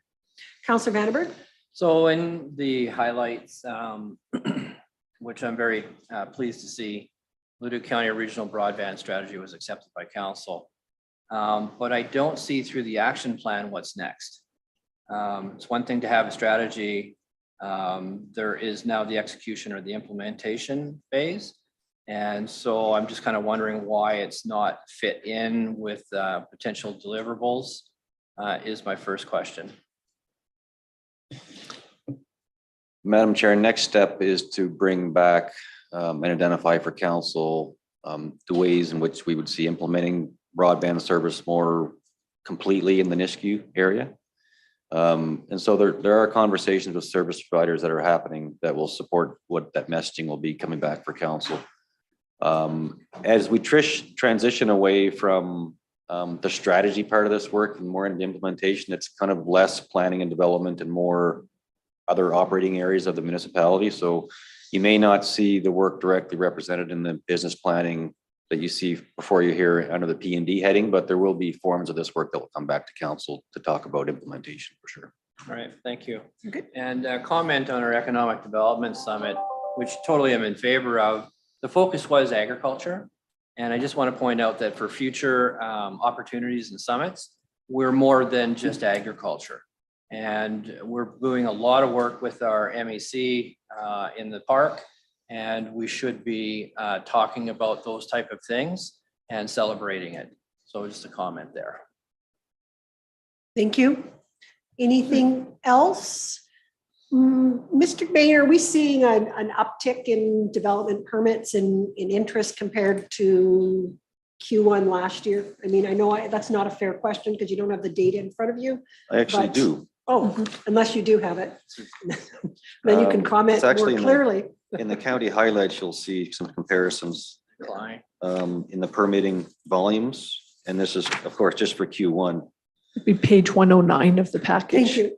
Yeah, so the development permitting actually started slow this year, but Q2 has been extremely busy. So look for the Q2 numbers coming in the next report. There's been a lot of open files at the moment, a lot of busy people for sure. And are we able to meet the needs of our customers coming in? Absolutely. Yeah. Thank you. It's good to hear. We know that we pride ourselves on being small and nimble, so I'm glad to hear that. Thank you. Any further questions? Welcome, Councillor Balazer. So the next report in the package is page 199 for public transit. Do we know what's happening again? Linked question, not directly. Do we know what's happening with the Transit Commission per se? Because, I do have a hand up here from Councillor Smith, so perhaps he has some insight. Go ahead. I do. They've actually had to go back and rework all of their routes, and they're working out the cost per municipality that stayed in. And I've heard that it's a difficult startup. And I've also, again, these are just opinions and words, nothing definite, that it may not get up and running. Again, with the less people taking transit right now coming out of COVID, that's something that they're trying to get people back on. But Edmonton seems to have a perceived safety issue as well. Right. And they're one of the king or queen pins that are going through. So with some foresight, Leduc County can sit back and watch this unfold and find out where we fit into the regional transit. And I think a lot of municipalities will be working on something different. So again, some hindsight from Leduc County, not a good idea at the time. And I'm happy where we are today. I see we're doing a transit study soon as well. Thank you. I believe COVID, and you did mention that, really changed how we look at it, and do we all need to be on the road on the same day? I think that was pretty critical. So any further questions on public transit? Thank you for that, Councillor Smith. Okay. So the next report is road operations on page 201. Road operations. I have a question just about, I know we had some issues with procurement of some graders and perhaps a plow truck, or it was just that they cost more, I'm not sure. Are we okay with the equipment that was approved in budget? Have we taken it? Do we have it now? We don't have, I will go ahead. You see where I'm going with that. Go Yes. ahead, Mr. Brock. Yeah, no, we don't have it now. I mean, it has been secured and was always anticipated that it'd be delivered late Q3, early Q4. Okay, so no issues on that. And how are we doing, if I may, since you're sitting there with the Rural Road Initiative and our patching program? I see you were in Councillor Wanchuk's division there, just off of Highway 60, doing a little piece of road there. Yep. Things are going well? Yep. Yeah. Of our 16 miles of shoulder pull, we've completed one, that being east of Highway 21 on 502. That mile is completed. And then we're on Township Road 500, 1 mile, mile and a half west of Highway 60. So yeah, going well, about a mile a week. Yep. Then the dry weather is helping. It is. This little bit of moisture is perfect as well. Councillor Vandenberg? I'm just really curious. I'm on page 203 and, or actually I guess it'll turn into 204. And one of your initiative, continue the annual vegetative management programs that support road grading and sightline improvements. Your outcome is specific in that it says complete 20 hand brushing projects.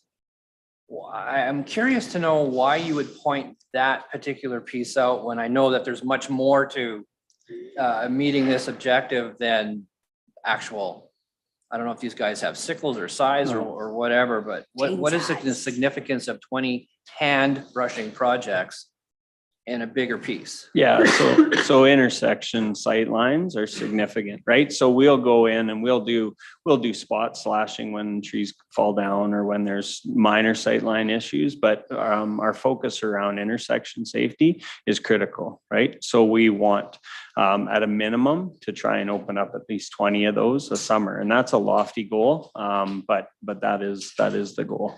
Okay, but specifically, you didn't answer my question, and I'm wondering, did you not, is this something new, the hand brushing? Nope. Thing? No, we did report it on it last year. You singled that out. Because you do more than that. You in a strategic plan. Yeah.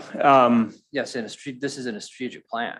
Yeah, so why are we focusing on that as a KPI? Because the focus areas around intersections is really, really important. We did 20 last year and we want to do 20 intersections again this year. We will do hand slashing, that is less critical, but like along, stretches of the range road or township road, but the intersections are the ones that we really want to focus on. So our mulchers and our mowers can't do this work? In the summer. No, because often it's encroaching upon private property, people's fence lines, those type of things. Okay, thank you for the clarity. You bet. Related to that, I had a question from a resident a couple days ago and I couldn't answer. There was a place and it's on 265 by Mr. Workins, where there was some spraying of some of the smaller trees in the ditch. Do we go in and then cut those out, or we just let them die? He didn't know what to do. I told him it wasn't his ditch, but. Well, no, we can, depending on, so we were, last year in 2021, we were really trying to push some bush back. Yep.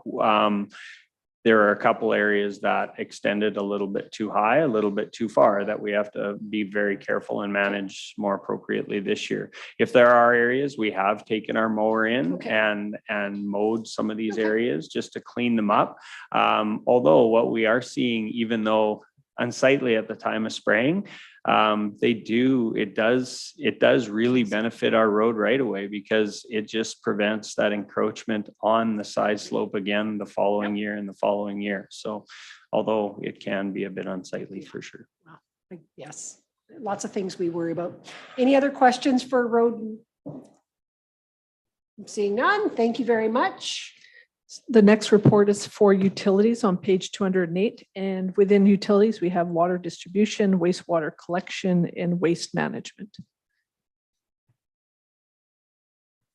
Any questions on utilities? Councillor Vandenberg. Well, yeah, okay. So we know of lately that a developer in North Nisku has sent a letter saying that they're worried about power, not having the ability of power. And I'm just wondering, and we've had this conversation before, do our utilities, should they not, I mean, we're talking about water and wastewater, but really utilities in terms of economic development include other things such as power, such as broadband. At what point does administration feel where we need to touch on those type of things? That, because our commitment is to developing utility services that meet our customers' needs. When do we get out of that lane, I guess, or widen the lane, I guess is my question. Turn that over to, actually, could I have Mr. Coleman just respond? Because it's really a higher level question about what is our relationship with other utility providers like power and et cetera. So any thoughts on that and how we work with those companies? Yeah, so first and foremost, we have identified in our work plan, obviously, to do some evaluation work around third-party utilities that we're not responsible for, we can't control. It really is a partnership. It's understanding what the needs of our industrial areas are. But at the end of the day, we're bound by certain relationships we have with third-party providers that we can only go so far with providing service, right? We can't get in the power business. That's not our role. It's not our lane. It's a regulated utility. It's just something we can't do. But we can work with those partners that are in those lines to make sure that the needs are understood, that there's good working relationships with the development community, ourselves, and those third-party providers. And that's the work we're doing. This work that's anticipated in the ops plan, I think becomes critical in understanding where we can have a role to play and where we can't. Because there might be some opportunity for the county to invest with a partner, not lead it, but work with and invest. And so that's, I think our work has shifted a little bit from this recent issue you mentioned as well. We've had some preliminary meetings with the service provider. And I think we now have a better understanding of what our limitations are as well, because there was a bit of a misconception there that we could just do things and that relationship or ability doesn't exist. So it's been a good exercise. We've had a couple meetings. We have more anticipated to at least resolve this first issue, but I think it does help inform the bigger project work we want to do. And I think it is valuable work. And I think what we'll find is those opportunities. Helpful? Yeah.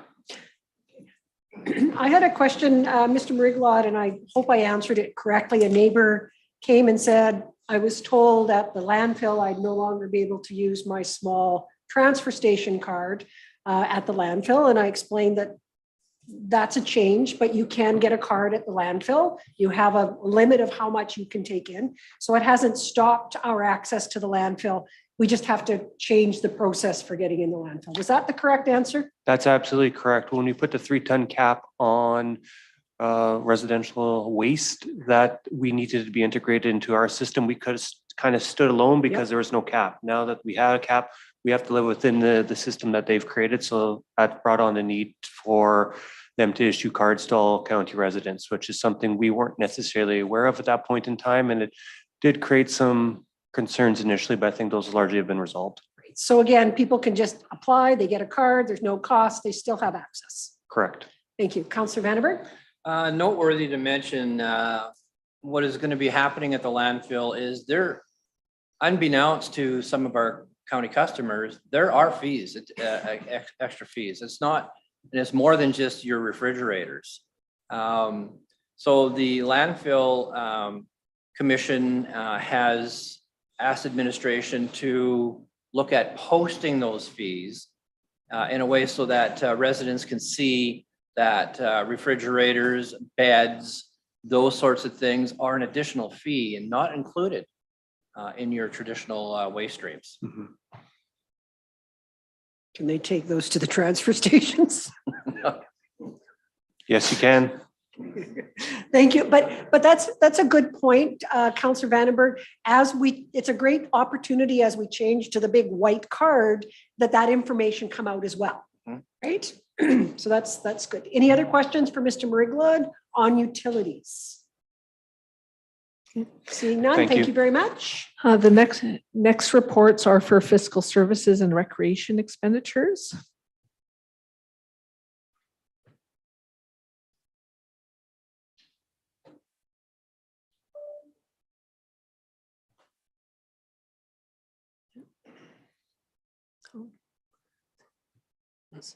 Questions? No. Okay. Did we buy a new safe? Are we buying a new safe? I thought it had a hole in it or something. Because that just isn't safe. Just saying. Through the chair, we replaced the safe, I want to say about 5 years ago. Oh, in the finance all right. office. Well, then let's not buy a new one. Okay. So the next reports within the package are on the major and capital project plans, starting on page 221.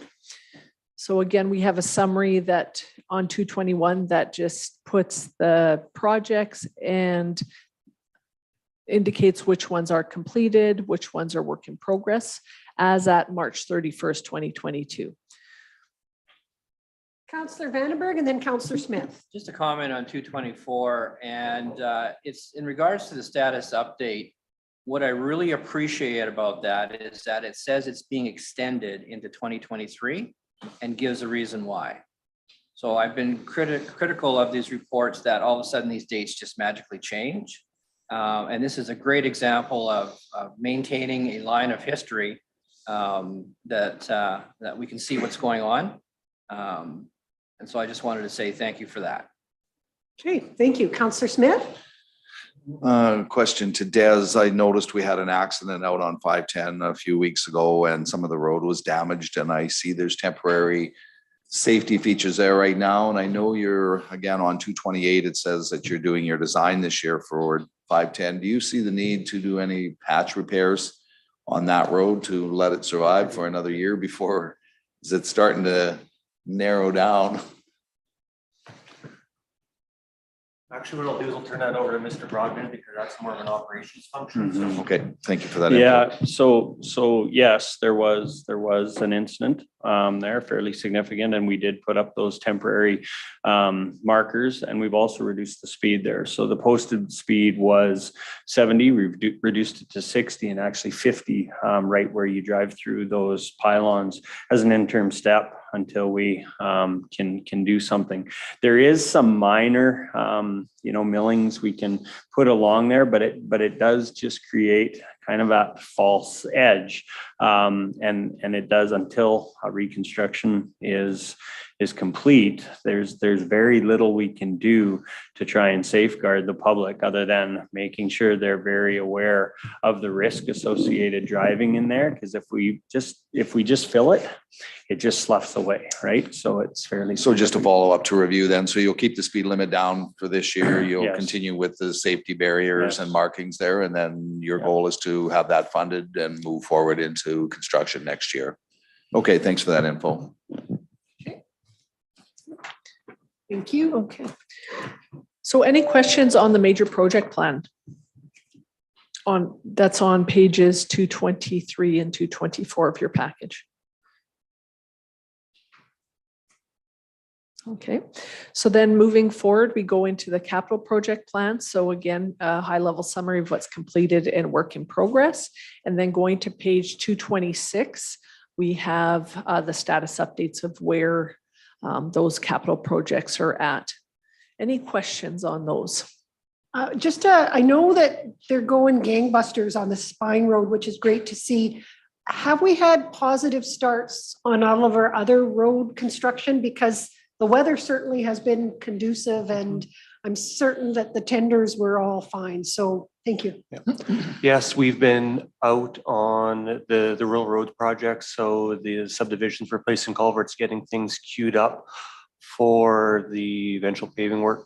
New Sarepta work has also been started. So we've been taking an advantage as much as possible of those, the nice weather in order to get that work done. The only section that was held up a little bit was the 30th Avenue project. We're waiting for a crossing agreement with Pembina. That's been received. That work is going to take a very short period of time. At the same time, the 5th Street overlay, which is immediately adjacent to that, has been laid out. So those projects will be done in fairly short order as well. Great news. Thank you. So just, are there any questions on the road or bridge program detail?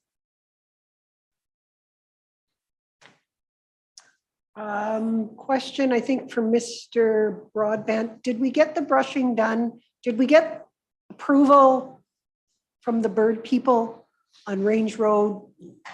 Yes. Yes. Yep. So what brushing was completed is complete there. We're actually in that area this week. First calls were complete, and we're in that area doing the minor ditching, and then we'll follow up with the graveling, and then that project will be complete. Perfect. Great. Looks good. Good. Thank you. All right. So moving on to the next report was the operating reserve schedule on page 229. So this shows the balance in our operating fund reserve at the end of Q1 is just over $25.5 million. And then going to the next page in the report is the capital fund reserve schedule, which has just over $22.3 million at the end of Q1. Councillor Smith? Just a question on the legacy fund. There was a withdrawal made from that, and we were looking at trying to put that money back. Could you bring something back to budget 2023 on trying to find some sort of a money stream to replenish? I believe that money went to the air support.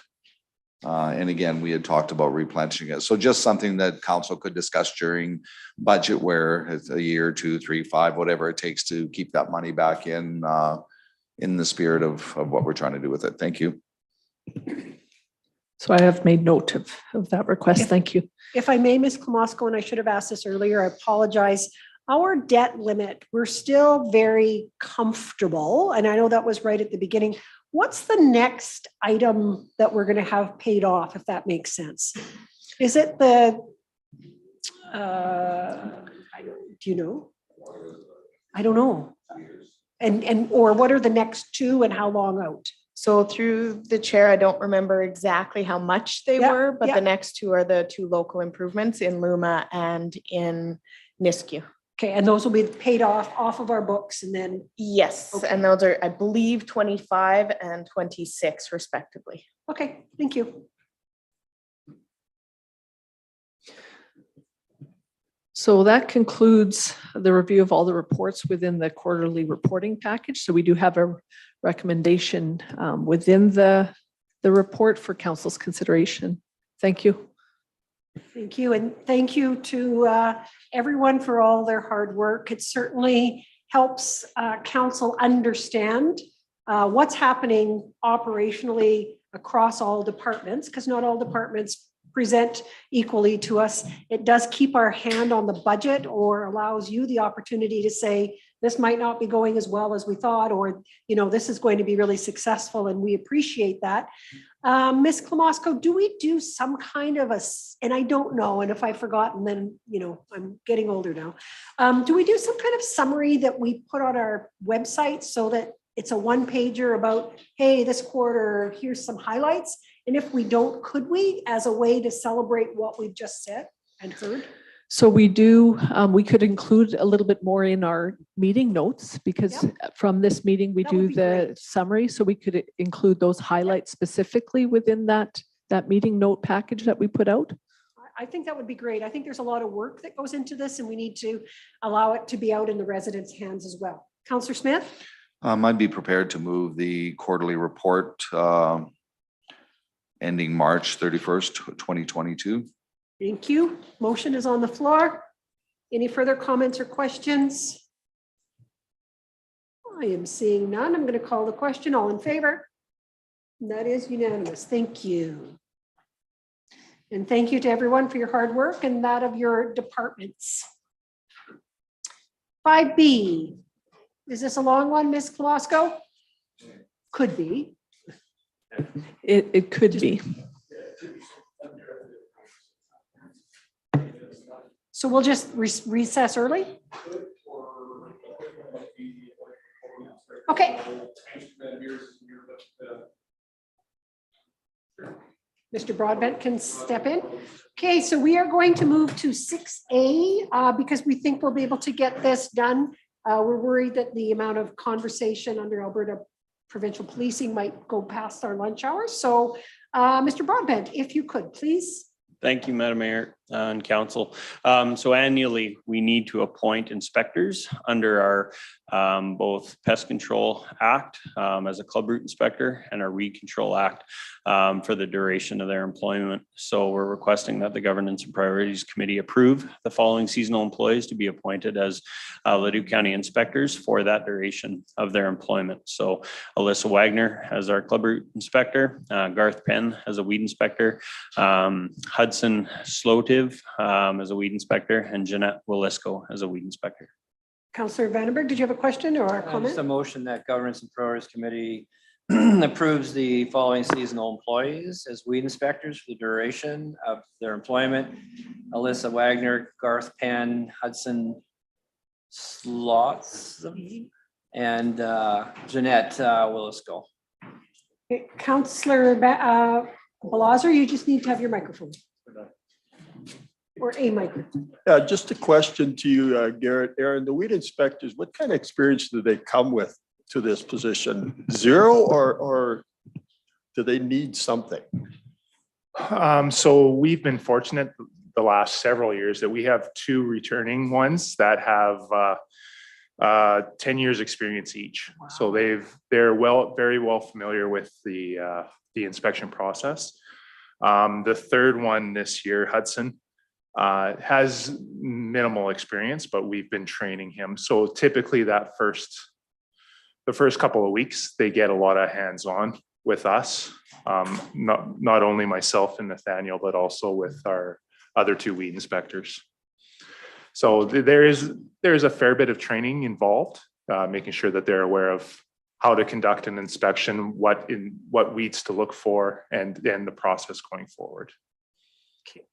Thank you. And I guess that shows well for Leduc County that people are coming back to work with us through the summer. That's good news. Councillor Scobie?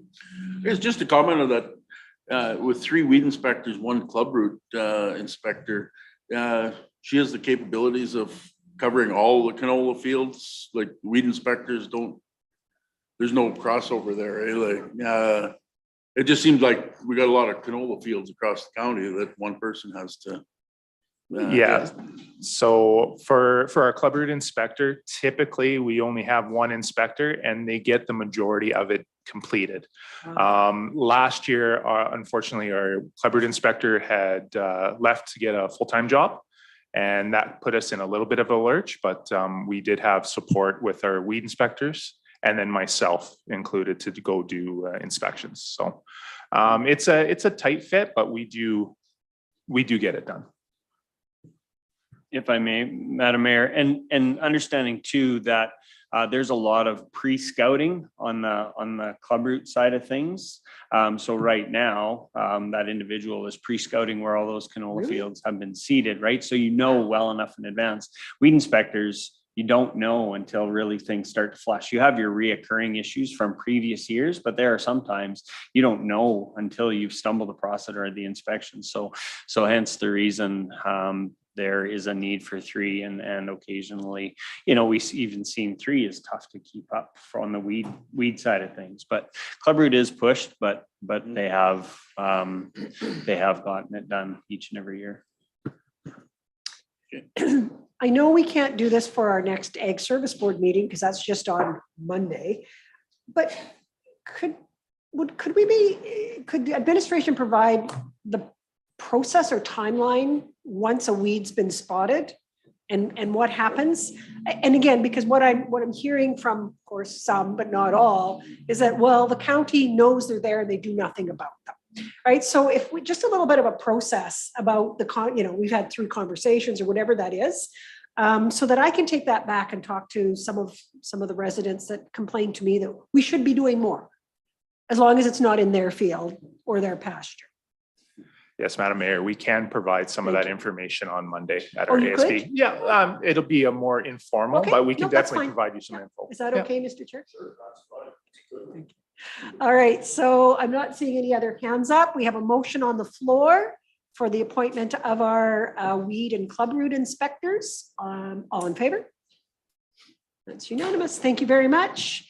And we're at 11:56. So I will recess governance and priorities until 1:30.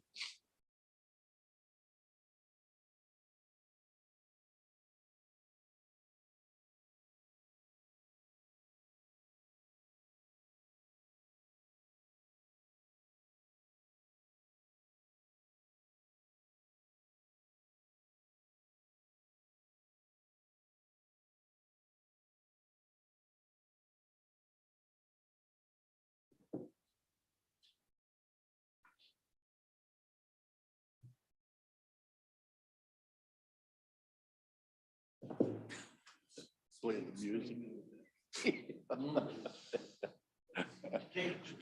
Thank you very much. Back to order in our governance and priorities meeting of June 7th. We're on item 5B, Alberta Provincial Policing Services. Ms. Klomosko, go ahead with your presentation. Thank you very much, Mayor and Council. Administration has a report and a recommendation in front of Council this afternoon that Council not take a formal position in support or non-support of the proposed Alberta Provincial Policing Services.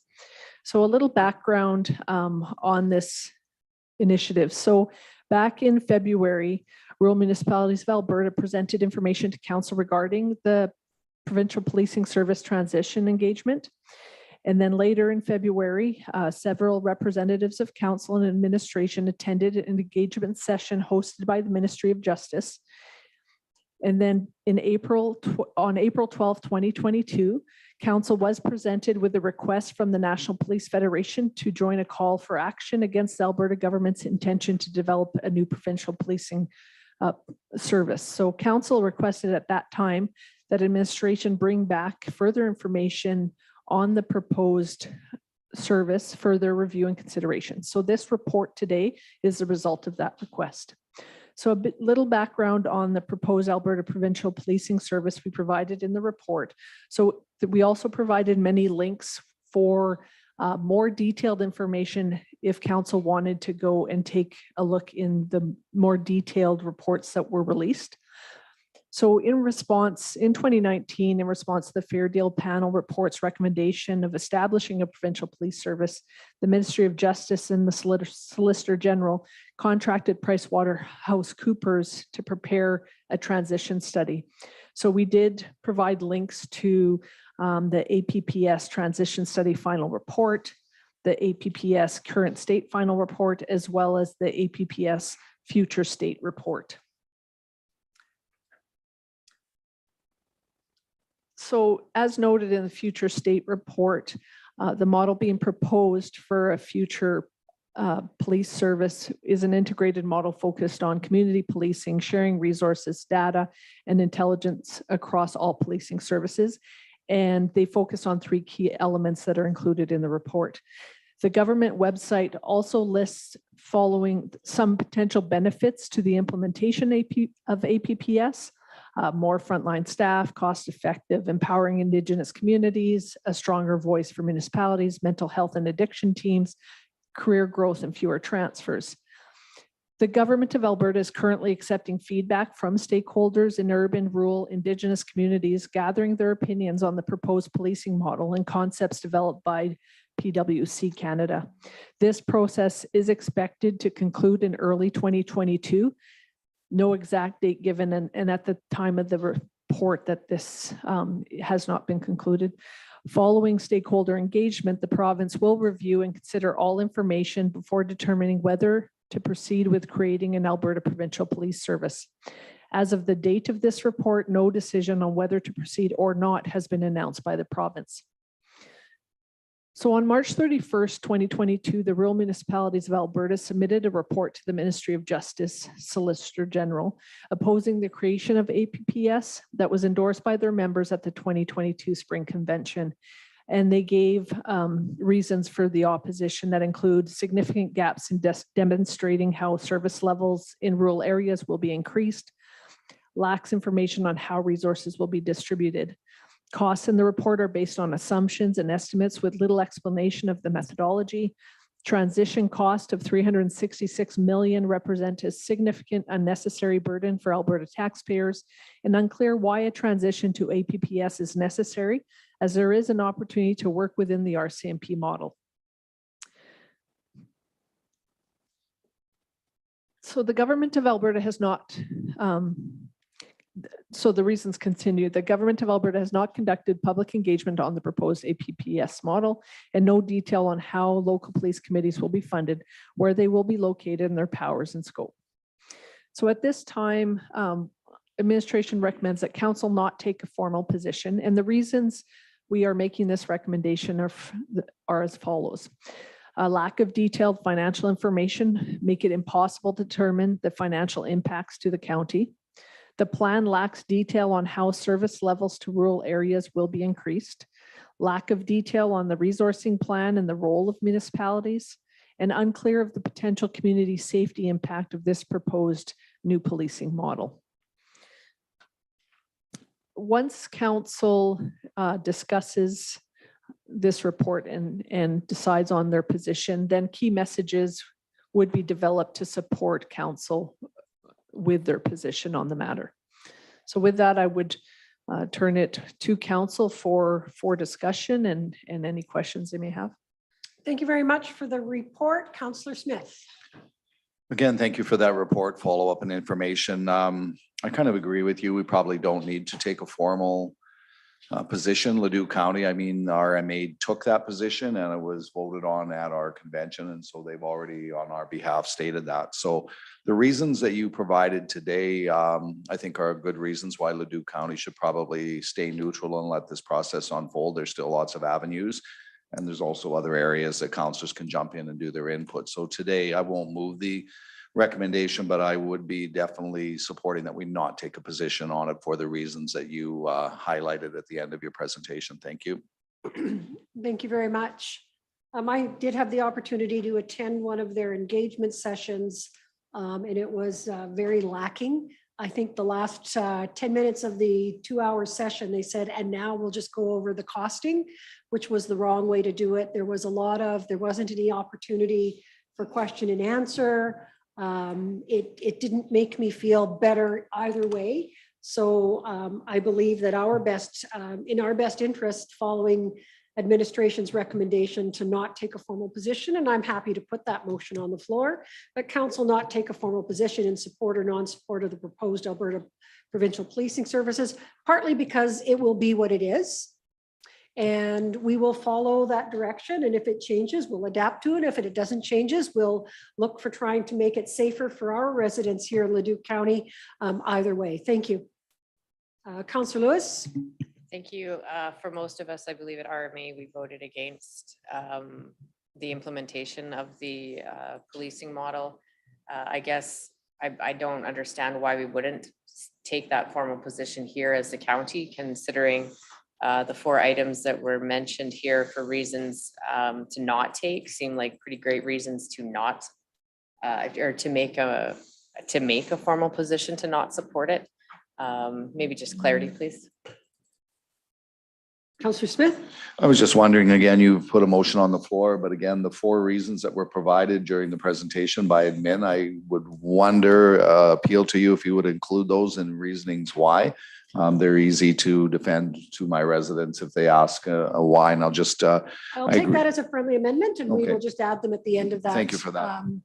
As per the following reasons, and we'll just put that in the recommendation. Councillor Scobie and then Councillor Balazer.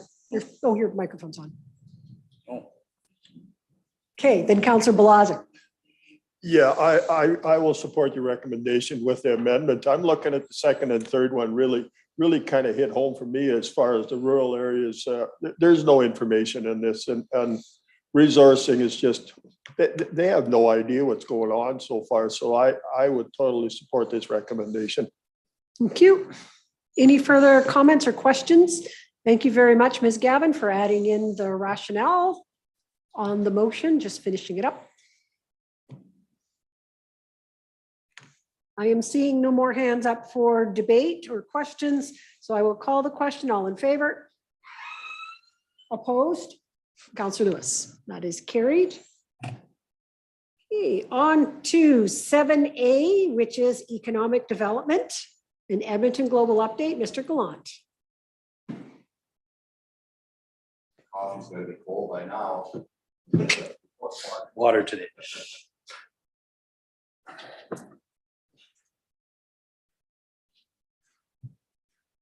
Thank you, Madam Chair. I always look forward to sharing information with council at this time. Start out with some potential leads that have come through our office. Administration met with a company that is a niche business in Camrose County, but they are looking to relocate their farm-based operation, and it's not a agricultural operation. They just work off of their farm currently to a bay in Nisku. We are helping them to connect into an appropriately sized option and making introductions to the real estate professionals who work in the park. Administration has been working with Edmonton Global and 2 to 3 prospective hemp-related companies that are looking at the old Aurora Hempco site, which is the building itself was barely commissioned before it was closed. 56,000 square feet of office and production facility. Real estate update in April, Acre Commercial Real Estate held their inaugural 2022 Leduc Nisku Real Estate Forum. The general message is that vacancies are coming down, and which in turn increases lease rates. The overall forecast for Nisku is very positive. Acre also brought in some experts to talk about the environmental assessments, financing, property valuation, and advisory services. A great opportunity for networking and understanding the real estate in the park. Supporting innovation in business sector updates, transportation. Nikola Motor held a demonstration of its hydrogen-powered truck at the Rad Torque Raceway on Friday, April 29th, as part of the Hydrogen Convention. And I believe there was about 60 odd people that had attended that and saw how the operation of a vehicle that was hydrogen powered. So very successful. In the agriculture and agri-food space, the Alberta Hemp Alliance held their conference at the EIA on April 21st, 22nd. Attendance was close to 200 people with a real positive outlook about the future of hemp. Minister Horner made 2 funding announcements, one of $500,000 with Blue Sky Hemp out of Saskatoon, and one of $400,000 with Inca that produce car parts in the United States. Just to clarify, so we made announcements for money going out of the province? No, I'm sorry. Okay. These two companies are headquartered one out of Saskatoon, one out of the United States, but they're setting up operations Thank in you. Alberta. Sorry, I should have No, clarified No, that. that's good, thanks. One of the operations is in Vegreville and one Great. is in southern Alberta. Okay. And we had been talking to them, but we didn't secure that. For you beer drinkers, Nisku, I think I reported on this before, but there was a delay in the craft brewery being set up straight down the road here. And in fact, I walked by it the other day and they are getting set up. So hopefully we'll have something set up in the next month or two. On May 3rd, the new Sarepta Farmers Market was officially opened with great flair. And I believe we had some pictures taken and the Chamber of Commerce, et cetera, was there. Warehousing and logistics, EIA has a client that would like 30 to 50,000 square feet of warehousing close to the airport, and administration is helping with that search. In the energy space, the Canadian Hydrogen Conference was at the Edmonton Convention Centre with over 2,000 attendees and over 20 countries represented. Another feature that I thought was really relevant and good for the region was the number of students that attended, and the potential for students to see employment in this space and maybe looking to further their studies in the hydrogen space. Project status and updates. The Nisku Rec Center redevelopment. 3 things that are currently going on. There is construction going on at the NRC as we speak. My colleague Brianna cannot attend with me right now because she is interviewing a potential tenant in conjunction with our contracted make space people today. We have the RFP out for the Business Retention Expansion Survey. We had 7 proponents. We have shortlisted to 3, and we are interviewing those companies this week. We're also talking internally about a CRM or customer relationship management tool. All these things working in conjunction to operationalize that space in the NRC. Go ahead. On the CRM, who would be the holder of the CRM? It will likely reside here with economic development, but it'll, depending on which CRM we choose, and we haven't chosen that yet, there'll be different, usually you pay per license or per user. So we couldn't open it up to the whole county just simply because of cost. And it has a very specific use for the Business Retention Expansion Survey. But I am working with our IT department to have a CRM that will have more capabilities that other departments may be able to utilize as well. How does that CRM program different than the work and the effort that the chamber has done in creating their database? CRM is a database. Yes. Whoever holds it holds all the information, and they've done a lot of work. So how is that paralleling or layering or? A database that the chamber may have, we do not have access to. So they have their proprietary database. We'll have our database. I'm not aware that we're able to share all of that information that they retain in their database. This is your question. Because the CRM, you're talking about rebuilding what they've already got. Sort of thing. And I'll just leave that. But now I can't leave it alone, Councilor Vandenberg, because we fund Yes. the chamber. So their information should be our information. Or maybe not. I don't know. It makes sense because the CRM is critical Yeah. to any organization. That is the place to start. That is where you want to cultivate and grow your customer list. And if you're starting anew, that's a lot of work and effort and input and management and so on. But we've already got one that's up and running. And so that's why I'm sort of throwing these out there wondering, what conversations have you had around that? Or perhaps, if I may, perhaps that can be something that we could take to the chamber table to ask the question about what is the relationship between those databases, right? I mean, it could be just a board question. Or Mr. Bain has the answer. It's one or the other. Well, I'll offer a couple of thoughts. We are actually exploring those conversations with the chamber. We're about to do that in Okay. terms of information sharing, databases and so on. So they essentially operated the business registry project for us. And so Great. we actually owe you a report back on that talks about the outcomes from that work. So there is some information sharing in the works here for sure. What I would say though is that the database that the chamber holds is chamber membership, right? Right. Which Oh, isn't that's all it every, is chamber so membership.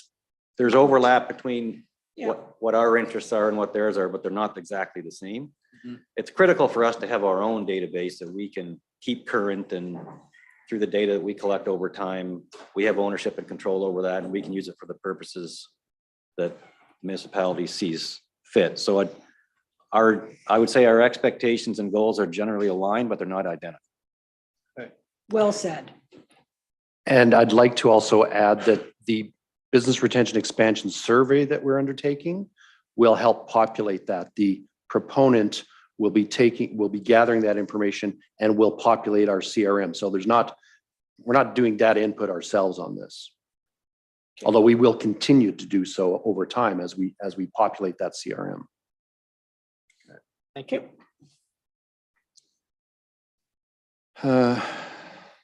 So needs to say the NRC or BRC or BRE program, whatever you want to call it, is moving forward on many fronts. And you should see some more activity in the summer here. The EIA drone pilot project is currently underway. And if you ever get a chance to drive down Sparrow Drive on the Pat Wilson Memorial Park is the site here in Leduc County where the packages are delivered. On a good weather day, you'll be able to see them piloting the drone. All the partners are satisfied with the testing, and we are monitoring and managing all expenses. It was also brought to my attention last week that Drone Delivery Canada, the main partner, won an award last week in a very, I would say, they were named first place winner in the innovation category of excellence awards by the Association of Uncrewed Vehicle Systems International. So a very prestigious award in their world, but I thought that was interesting to note. Councillor Vandenberg? So, and I have actually watched that drone take off. What I don't get though is if I want to, I don't know how does that serve people? I don't see anybody lined up to get their packages. Like, I know it's a pilot, but when do we actually see people, companies, businesses benefiting from the ability to move a package as soon as it gets off a plane and drop it right at Pat Wilson Memorial? Like that part I don't get. Sorry, go ahead. There's courier companies that take the packages the last mile, right? So they're simply taking it from the airport across the road, dropping it there, and then you have Zing Final Mile and some other courier companies that take it directly to the consumer. Okay, I haven't seen that yet. So they don't have to go to the airport. Councillor Smith? Councillor Vandenberg asked when that was going to occur. Today. I hear on the news that their testing is over and that they will be delivering 2 locations in Nisku. That's the news story. So maybe look for it and you can get probably more information from it. But that was funny you should ask, because today they've gone from testing to actual delivery according to news stories. Thanks. Okay, thank you. Great. The Economic Development Summit, Madam Chair, you had touched on it earlier today. We hosted approximately 60 stakeholders to share the benefits of investing into our municipality. Presenters included Dr. Stan Blade from the University of Alberta and Dr. Carrie Holland, trusted consultant in the state of agriculture in our region. We had panelists from Invest Alberta, Edmonton Global, as well as food processors based in the area. Administration shared the community profile as well as the recently completed promotional videos. Leduc County has followed up with all attendees and are preparing for a summit for next year. Experiences from these first two economic development summits will directly inform our planning for future events to ensure maximum benefit and impact. And that would be getting the right people in the room, people of influence and stakeholders that we can connect with. We're looking at potentially a different industry sector, possibly industry, possibly warehousing logistics. Some of this information will inform that. Edmonton Global, Malcolm Bruce has indicated that reporting on details related to the Regional Air Services Opportunity Fund has been a challenge, as they do need to maintain some confidentiality due to sensitive negotiations with the airlines. They may be looking at a public report and a private report for the municipal partners. At today's date, EIA has secured 54 direct flights, higher than pre-COVID numbers. So it must be working. Edmonton Global reports that the reinvigorated Foreign Trade Zone Port Alberta initiative is already paying off, as the Rainmaker Group that takes all of the leads reports that 15 companies have made inquiries since the launch in March. Edmonton Global is working to have their website capture more information when someone views their site, such that it can be a lead capture tool. So I think that's very important. Use the technology to make sure that we're connecting with people looking into the region. Of course, Edmonton Global worked very hard as a major sponsor of the Canadian Hydrogen Conference and the FCEL conference that was in May of this year. This week, they're also co-hosting the Nano Conference from Earth to Space, being held from June 8th, so tomorrow till Friday. This week also, Malcolm Bruce and Brianna Morris are in Ottawa to meet with elected officials and share the region's value proposition. I know they did have meetings with Randy Boissonneau, a local elected official here as well. Other events. Questions, Councillor Smith, Councillor Vandenberg? They could have met with the councillor in downtown Edmonton instead of going to Ottawa. It's interesting. How long has Edmonton Global been working, and they're just starting to work on website capture for information? I'm just kind of thinking, would that not be something that you were trying to find out on day one, collecting your data? And why are we just there now? Just an observation. It's kind of odd that we'd be so far into operations that all of a sudden we're realizing that maybe our website's not doing what we want. So yikes, that scares me a little bit with them as well. Agreed. If I could just make one other comment on the Port Alberta. I see they have 15 hits, so maybe they have the same measuring metrics as Lenita used to for success in their economic development, but 15 companies would be prudent to give a call and say, hey, is there an opportunity? I haven't seen a company sign on though, so I'm always looking for the end results other than one big hit that everybody in Alberta has taken credit for. So hopefully we see some bigger news coming out of Edmonton Global soon. Councillor Vandenberg. On the first point of Edmonton Global, in the third line, and I don't know if this is supposed to be read correctly, but they may be looking at a public report and private report in municipal partners. Yes, This is public money that was chosen to be given to them. There needs to be a report. Don't care how you frame it, but it needs to come back to us to gauge what return we're getting with this legacy fund. So I think that's an important piece back at the table. Councillor Vandenberg, do you have an opportunity to put anything on the agenda for those, or? Well, I'm lucky to get a copy of the agenda in time. Because I know, I just asked that because I know you're a representative. I wonder if through administration, we can make a request to actually deal with that, perhaps not. I think there's a meeting on Friday, but maybe for the next one. Well, I think a lot of the communication goes through Mark for that. Mr. Coleman. Yeah, I'm guessing with this file, Malcolm or Mr. Bruce will reach out to the CAOs. He often uses the CAOs of the member municipalities to strategize how he should present and what he should do. And so I'm expecting we'll be seeing something on that. Thank you. And you know that our belief then around that is being as transparent as we can with public money. Thank you. Madam Chair, we have our EDO monthly meeting tomorrow morning, and I suspect this topic will be on the agenda. And if So it's not, can you add it? I will. Thank you. Just carrying on other events, St. Albert had their business breakfast. They had over 200 stakeholders. They heard from Lynette Tremblay from Invest Alberta, who is now the COO of Invest Alberta, and Heather Thompson from the U of A School of Business. St. Albert has some industrial investment, but the residential market is really, really strong there. The Leduc, Nisku, and Wetaskiwin Chamber of Commerce Business Awards Gala was held at the Coast Nisku Inn here on May 13th. Councillor Lewis and myself attended on behalf of the county. A very successful event, a very positive energy in the room with everybody coming together. Very successful, and I was proud to represent Leduc County at it. Thank you. Did you win anything? No, yeah, with the silent auction, you win, you lose, yes, right? Yes, yes, exactly.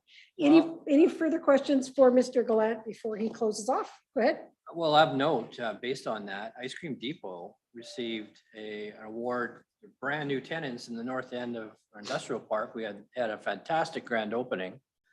So kudos to them for being successful in, I'm not sure what category it was in, but it made the front page of the Representative. So yes, that's got to be good. And Mr. Rogiani had a very colorful ice cream tie on that was very representative. Councillor Blaser. And further to that, I was going to say over the years, I've got to know Dr. Holland fairly well, and chatting with her after her presentation, she did say if we ever would want her, she would come and make a presentation to this council at any given time. All we got to do is contact her. So she's very good at what she does. Good. All right. If there's no more questions for Mark, we will need someone to move this for information. Councillor Lewis, thank you very much. All in favor? That's unanimous. Thank you again. Thank you, Madam Chair. On to MDP implementation annual update.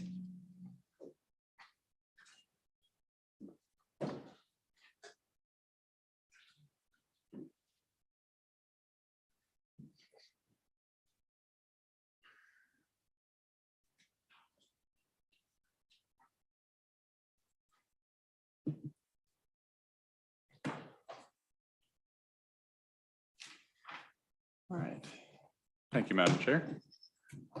We're here today for the MDP implementation annual update. As council may be aware, the Municipal Development Plan Policy 10.0.4.1 states that the county will monitor and annually report plan progress and learn and adapt as needed. So the MDP implementation project identifies 30 initiatives that are called for directly by the Municipal Development Plan. At the time of reporting, there are 4 completed initiatives, 9 are considered to be in progress, and the remainder are not yet initiated. The 4 completed initiatives are the IDPs and ICFs with adjacent municipalities, which were completed last year. Additionally, the lot grading policy for the county and importing soil was completed through the importing soil bylaw, which was adopted in April of 2021. And the creation of a broadband delivery strategy and that was completed through the adoption of that strategy in December of 2021. Though there are tertiary aspects of that, but within the context of this project, that was one of the initiatives and is now completed. Lastly, the Aerotropolis viability study was called to be updated and implemented, and has been replaced by the airport accord. So we're calling that one a completed initiative because it doesn't really exist anymore in its own way. The in-progress initiatives are the major employment area architectural and landscape design guidelines, the area structure plans for country residential, MDP monitoring, terms of reference for planning applications, guidelines for keeping animals and livestock in residential areas of the rural county, the transportation master plan, the stormwater master plan, the recreation and open spaces master plan, and municipal development standards for transportation systems. These are all outlined in the attachment that has a little more detail about each of these. And then I'm not going to list the other 17 because that might not be the most interesting use of your time. But in essence, these are not yet undertaken, but we are anticipating that they will be completed prior to the MDP update in 2029, depending on county priorities and resources. Is there anything in the not started categories that we should be bumping ahead from an administrative point of view, or is everything there still okay? Because everything's probably governed by something right now. It would just be updating it. I'd defer to senior administration for the question of priorities, but Madam Chair, so we take this into consideration on an annual basis as we're drafting our work plan, and we tend to try to work plan or workshop the initiatives that we'll be taking with council in the upcoming years once a year as well. So we are certainly on top of that and have a plan to implement the full complement of implementation items prior to the review of the MDP. Okay, thank you. Councillor Vandenberg. So I had to refresh myself on the municipal development plan and our activity, our participation in it. And I was reminded that it's a long term, it's a 30-year, which of course, you know, I don't agree with that type of approach. Although you're not saying that when you're having some of these deadlined at 2029. So a couple of things, to have an occasional refresh, council refresh on the MDP, just to make sure that the council is still good with the goals and objectives of the particular MDP is one comment I would have. The next one would be, all this work in here is really good. Does council have the opportunity to help with the prioritization of what elements ought to go and, you know, get moved to this timeline and that timeline and so on? Because I think that our council has a pretty good sense as to the pulse of what's going on out there, and things change from year to year. And to have a conversation around that priority to assist administration might be a good conversation to have.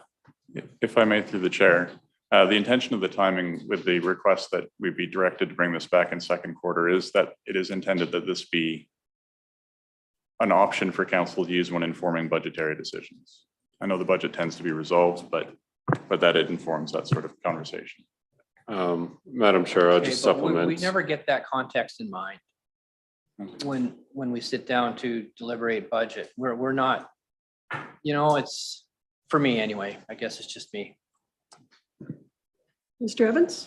Just to supplement, on the first question with regards to the council refresh on the MDP, yes, absolutely. So we had an initial consultation with council, I believe in February, about the interim review of the MDP, which we're planning to initiate this year. There should be a project charter coming forward for council to have a look at that in late summer. And so that would be two opportunities this year, both to sort of refresh council on what's in the MDP and to look at any potential adjustments to it moving forward on an interim basis. With regards to the second question, with regards to prioritization of some of these initiatives, as mentioned, we will be planning to have a workshop with council in the next month or so to have a discussion about prioritization of items for at least the immediate, like next year type thing, but with a view to that longer term vision as well. Good, thank you. Councillor Smith? Just a question on appropriateness of the countywide soil management program. Does that belong in the MDP? And the reason why is I have a feeling that our farmers already have their soil management program working. And is it an ag thing or is it a planning and development one? I just want to extend a little bit further. This morning's presentations on watersheds. I noticed in some of the data they didn't present today, one of them was to save Manistic Lake. Well, I live 1,000 yards from Manistic Lake. I walk over there between me, the 14 deer, 2 moose, and whatever else is out there. There's no pressure on the Manistic Lake. And that was a presentation this morning from the watersheds. The lake is perfect. The 2 people that walk by it every 30 days are doing no harm. So I'm just wondering sometimes if this is an example of, hi, we're here from the county and we're here to help. And again, I'll look to the people that are more actively involved in soil management right now. Doesn't every farmer in 2022 have some sense of energy costs and soil management already, or does the county need to put that in writing? I was assuming that was the infilling and grading and the moving of it, but I could be wrong. Go ahead. Through the chair, with regards to the countywide soil management program, part of the reason that it's listed as not yet initiated is that my understanding is that a lot of that work happens through the soil management committee, and that committee hasn't met in 2 years. So at this time, there's no active work being done in this area. That's what I have for information about that particular initiative. Okay, so it's a very specific policy we're working on, infilling, the moving of soil, ensuring there was no club root, those sorts of things. Okay. I would also note that the recommendation is that that council direct that we return with the next report in the second quarter of 2023. Should council feel there's a more appropriate timing for this report, it certainly can be delivered at any time during the year. Okay, any further questions before we have someone make the recommendation, which is an update in the second quarter? Go ahead, Councillor. Just for clarity, so then what I just heard you say was we're going to have an opportunity to engage and chat about the MDP / the priorities upcoming in a workshop. And then you'll have some outcomes of that. And then we won't hear from you again until second quarter of 2023 on this. Is that what I just heard? If I may through the chair, those are separate processes. Okay. The MDP review is not a part of the implementation project. And so the reporting for the implementation project is, we're recommending second quarter. The MDP review will have its own engagement process. Okay, didn't know that. I have Mr. Bain and or Mr. Evans. Do you want to arm wrestle for who goes first? Or? I'll take senior management privilege, Okay. Madam Chair. So the piece of this that we don't want to lose sight of is the operational planning process, right? Which you do see. You get it through your budgeting as part of your budgeting process. All the departments do that. So when we present our budgets, we present our operating plans along with those. And that would bring back to you the outcomes from the conversation that Jordan's just alluded to that you're going to get shortly later on this year. So that's kind of a project planning conversation that you'll be engaged in, and that will feed into the operating plan that'll come back to you. So, and that will be our plan for 2023, right? So it's an annual process. Okay. Does that clarify for you, Yeah. Councillor Vandenberg? Yeah. Okay. It's thank you. finally sinking in. Yeah. Because we're implementing while we're rebuilding, right? At the same time. Okay, if there's no further questions, looking for someone to put the motion on the floor that we receive this update for information and direct administration. Councillor Vandenberg, thank you very much, to present the Municipal Development Plan Implementation Program annual update in its second quarter of 2023. Any further questions? Seeing none, all in favor? That is unanimous. On to Municipal Development Plan Monitoring Project annual.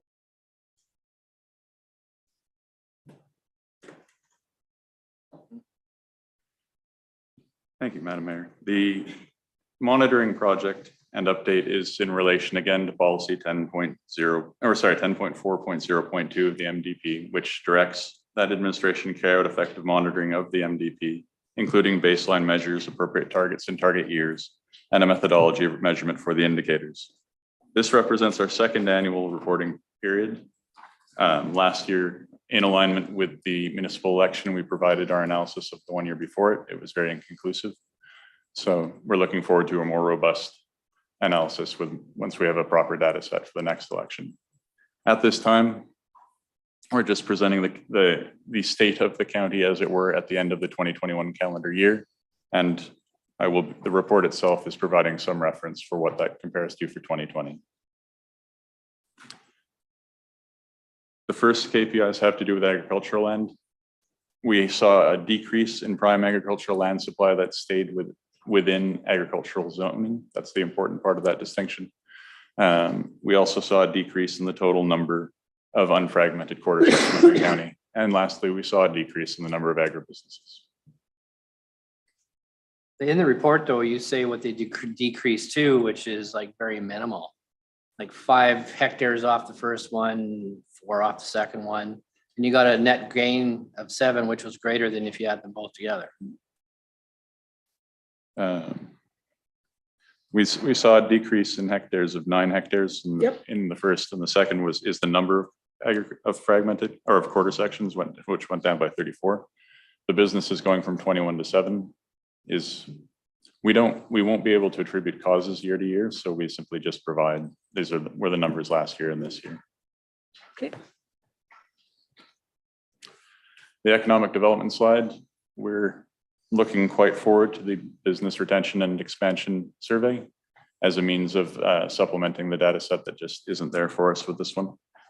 And as such, we're hoping to have actual numbers for you going forward from here with regards to business diversity, number of businesses, overall employment, and of course, distribution of businesses. Equalized assessment is available through the province though, and that increased by a large number that I won't try to say. Okay. The percentage of development that occurred within comprehensive planned areas in the county did increase from 27% that we saw at the end of 2020 for the 2020 year to 39% in 2021. So that's a good news story. That is, from our perspective, again, we can't, 1 year of data is 1 year of data, it could be a coincidence, but it does indicate, if that maintains as a trend, then that does indicate that in general, the county is doing a good job of encouraging development in areas with clear, concise, and certain rules for development to occur. The use of natural resources, we had a static amount of actions being taken with regards to development permit and development permit agreements at 3, which I believe was the same as the year before. I don't think it's the same ones, but I didn't check the specifics. And we didn't see any reclamation of extraction areas in the year 2021. I find that interesting because I thought that Capital Power was always reclaiming. So is it because it's not been turned back to agricultural status? The reclamation of extraction areas KPI is a difficult one. Okay. Because what we've been using is we have a number of conditions in development permits that state these need to be reclaimed and then reported to us. I don't know that Capital Power operates directly through that same process. And unfortunately, the provincial land reclamation board appears to be severely underfunded. It's very difficult to retrieve information from them in a consistent and useful manner, which is why we moved away from using them as the source for this particular KPI. So maybe we need to look at that KPI and try and find a different way to measure it, because I know that they continue to reclaim. I mean, we see the pasture land that's out there, so we need to figure out how to capture that in this information. Councillor Smith? Again, and it's just how hard do we want to go after this? And I know we did turn one part of Genesee back to farmland. That was done at the table a few years ago. And I'll just go to Highway 21. We had the clay extraction. It has been returned. I'm looking at Grant, and they just haven't come in and we haven't put it back. And I look at the great clay haul that we're having just on 814. That person was in, and that first project was in and out and done. And so those could be turned. So it's up to council. Do we want to do those wins, and do we want to return that? Do we want to instruct admin to make sure anytime the permit comes off and the terms are met, it comes in and we do it? Because I know 21 had one, and I know at 814 on Rollyview, there was some instances of where that extraction line could be turned back. So it is happening. We're just not reporting it, or we're not going through the motions. We don't have the right measurement right yet. That's what I think, because I agree, it is happening. Councillor Lewis? Is there an incentive for them to report back to you that they're complete? Not that I'm aware of through the chair, but I would defer to other people. I don't work directly with extraction. The distinction I think that's important to note is the distinction between areas that have direct county permits, like gravel areas and those sorts of areas, versus the Capital Power. So some of that reporting is actually done back through the province, and we would rely on the province for the data in order to be able to report back to you on it. And so where gaps in provincial data exist, we've had difficulty in extracting that data. And so that's why you're seeing a bit of a gap with specifics in regards to the Capital Power area. I will say, to build on that, we did have internal discussions about that concern. And one point that was raised is that since we don't have any jurisdiction over that particular area, it wasn't necessarily a meaningful KPI, because the intention behind the KPIs is to measure the effectiveness of the policy the county develops. and is able to implement, not necessarily as the single causal factor, but just to say, looking back on it, the MDP has certain goals and objectives, and we're pushing that agenda through these policies. And are these policies having the outcomes we're expecting? Or are we seeing outcomes that align with them? And so in a situation like that, where we said, okay, we can't affect capital power in any meaningful way. So the fact that we couldn't really collect it, we viewed it. That's what caused us to shift to an aspect where the county has some sort of input or ability to influence the outcome. Gotcha. But it's still troublesome because I don't think this is reflecting what's actually happening when we say none. So we might have to, perhaps we remove the capital power and we redefine what reclamation means for these documents so that we're actually able to, as Rick said, we've seen pictures of guys back farming on his clay extraction, right? That's a good news story. This makes it look like there's nothing happening. So it might be just what we're measuring, the wrong measurement tool, or we're measuring the wrong thing. Councillor Vandenberg? Well, as a problem solver, I got lots of problems that I solve all the time. You take a permit out and you approve that this activity is going on, but is there a missing component at the end that says, please report back when you're completed? Is it not as simple as that? I will say that, so this information I have for you is dated.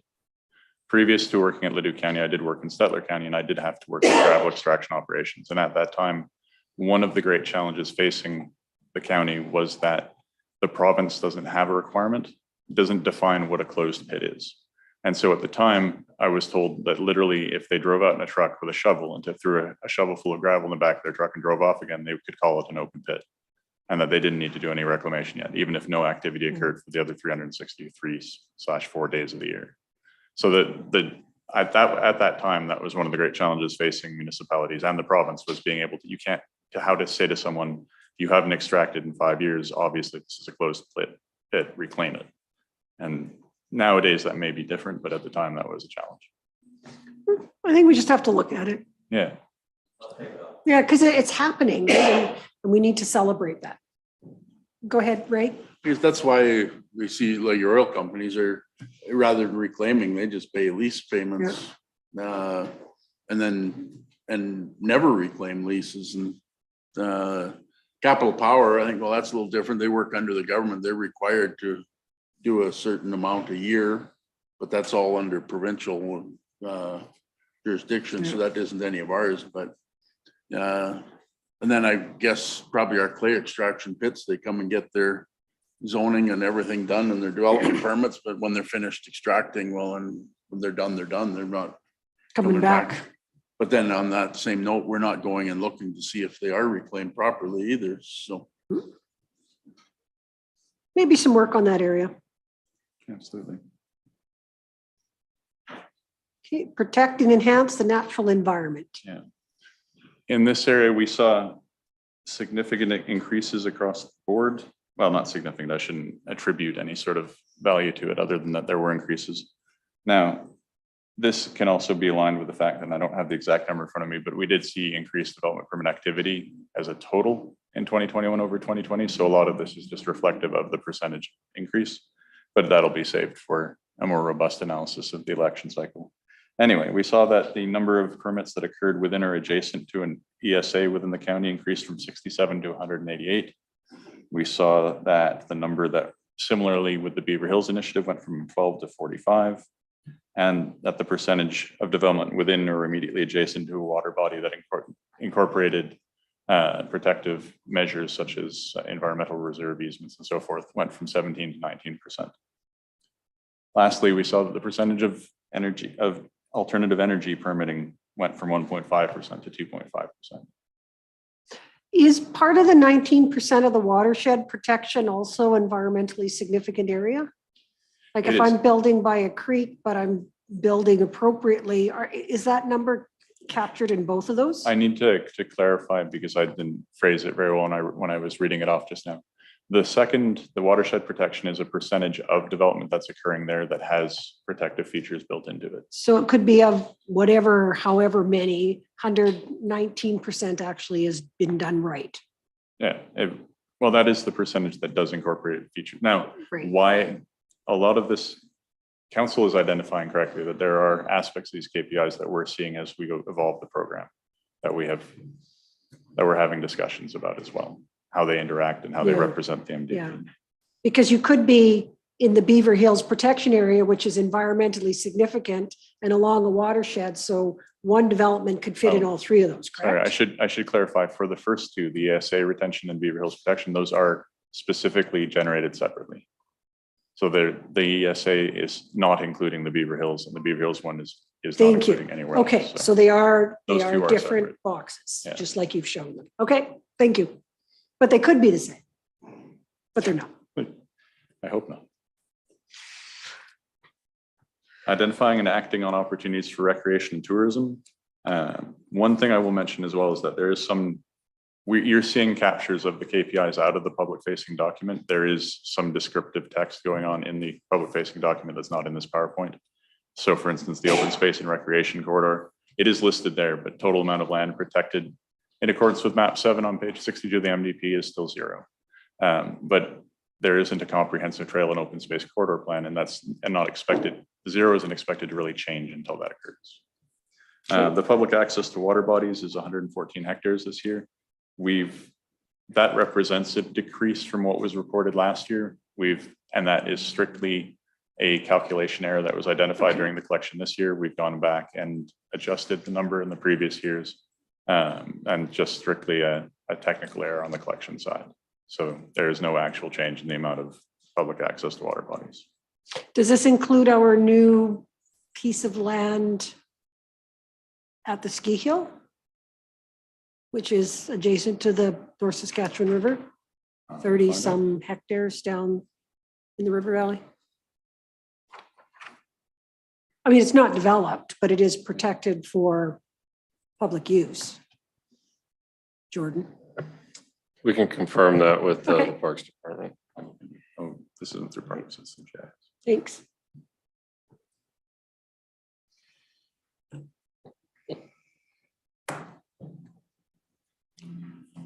We're getting to the engineering and utilities portion. These are quantitative instead of quantitative KPIs, which is to say that it isn't possible to build a relationship between them. It just represents reporting on what's occurring in relation to regional connectivity and multimodal network development. We can't really say whether it's better or worse to have built some lights or a different road, but it is reporting to council in that area.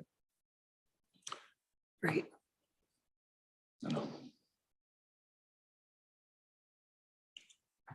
With regards to collaboration and seizing opportunities to create efficiencies, we maintain 100% completion or updates to intermat ICFs and IDPs.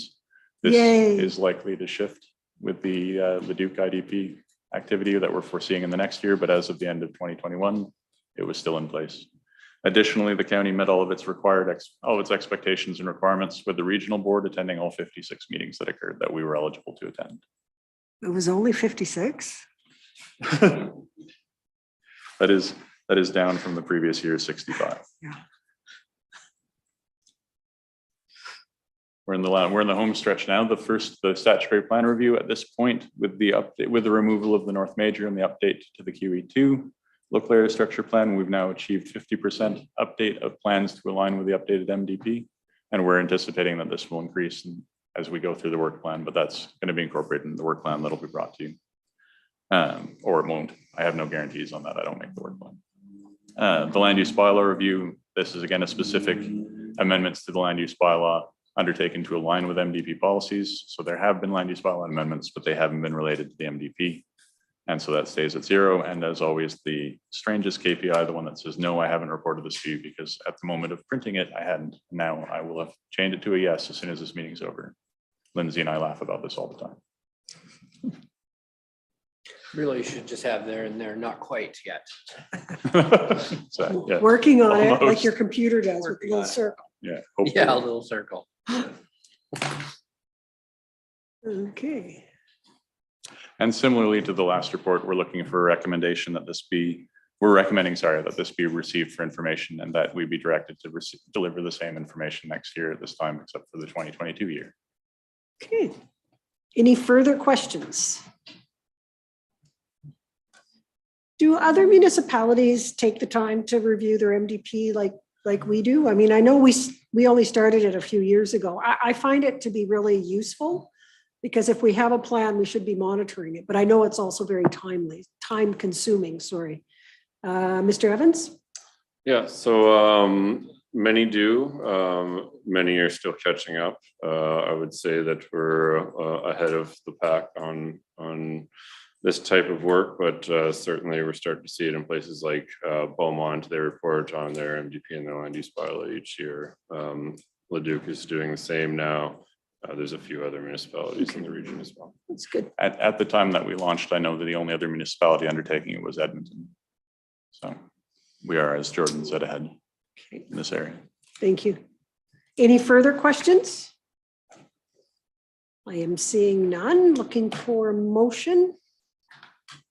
Councillor Balazer, that council receives this update for information and directs administration to present the municipal development plan monitoring project annual update in the second quarter of 2023. But you said it well. Questions, debate? All in favor? That's unanimous. Thank you very much. Thanks, gentlemen. Thank you. On to 10A. So, Madam Chair, members of council, there's a letter that we received from Minister McIver of Municipal Affairs. He has asked for some input from the municipality. What he's looking for is a combined feedback, so council's input generally. There will also be opportunities for individual councillors and the public as well to participate in a feedback piece on the two items, that being the Local Authorities Election Act and the Council Code of Conduct. So within the letter, there's a bit of a background piece around the local authorities election and councillor accountability piece. There's a preamble, speaks to the items that the questions pertain to. And then if you flow down, there's a series of questions, discussion questions. The intent is to work through council, get your consolidated opinion on these questions, and then we'd submit that in the form of feedback directly to the minister. So there's a piece, as I said, on the Local Authorities Election Act, and there's also two questions on the Code of Conduct piece. So if we can move to the Local Authority Election Act questions, I think those are the first ones up on the screen.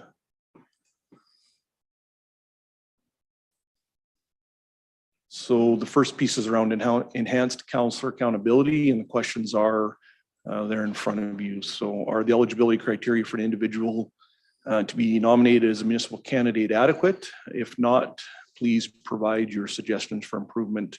And the second question is, are the criteria and process for disqualifying a councillor appropriate? If not, please provide your suggestions for improvement. Councillor Vandenberg? Just a question, when does it state somewhere when you need to have this returned? Yes, the minister is requesting this feedback back by June 14th. And so that's why it's on the agenda today.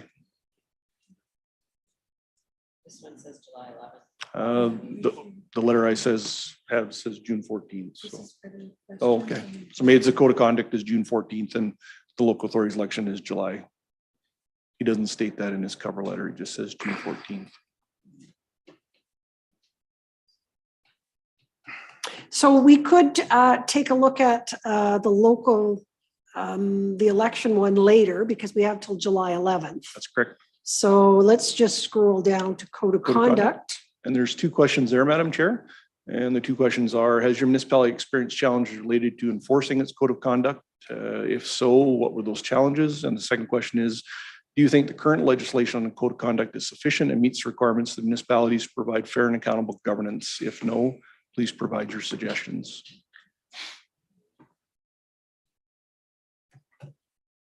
Okay. This is, the timing of this is not the greatest because, and it's all about the context. One municipality to the other may have experiences with code of conduct and others may not. And if you're kind of caught in a middle ground, it's kind of hard to, with fairness and consistency amongst the table, respond to this. This is the challenge that the minister has presented to you as a council, whether you choose to participate or not is a council decision at the end of the day. But you are correct. There's probably lots of municipalities that haven't experienced even going through a code of conduct issue, and others may not want to share their experiences with the minister. So it is here for council's consideration. If you don't want to participate, there's no mandatory requirement that we do. And is the recommendation, Mr. Coleman, that it be done as a council, or can it be done by councillors and then rolled into a response? So there is an option to do that. The minister does state in his letter that he would like, I would appreciate receiving your municipal council's combined feedback on the code of council through the following link. It's only 2 questions.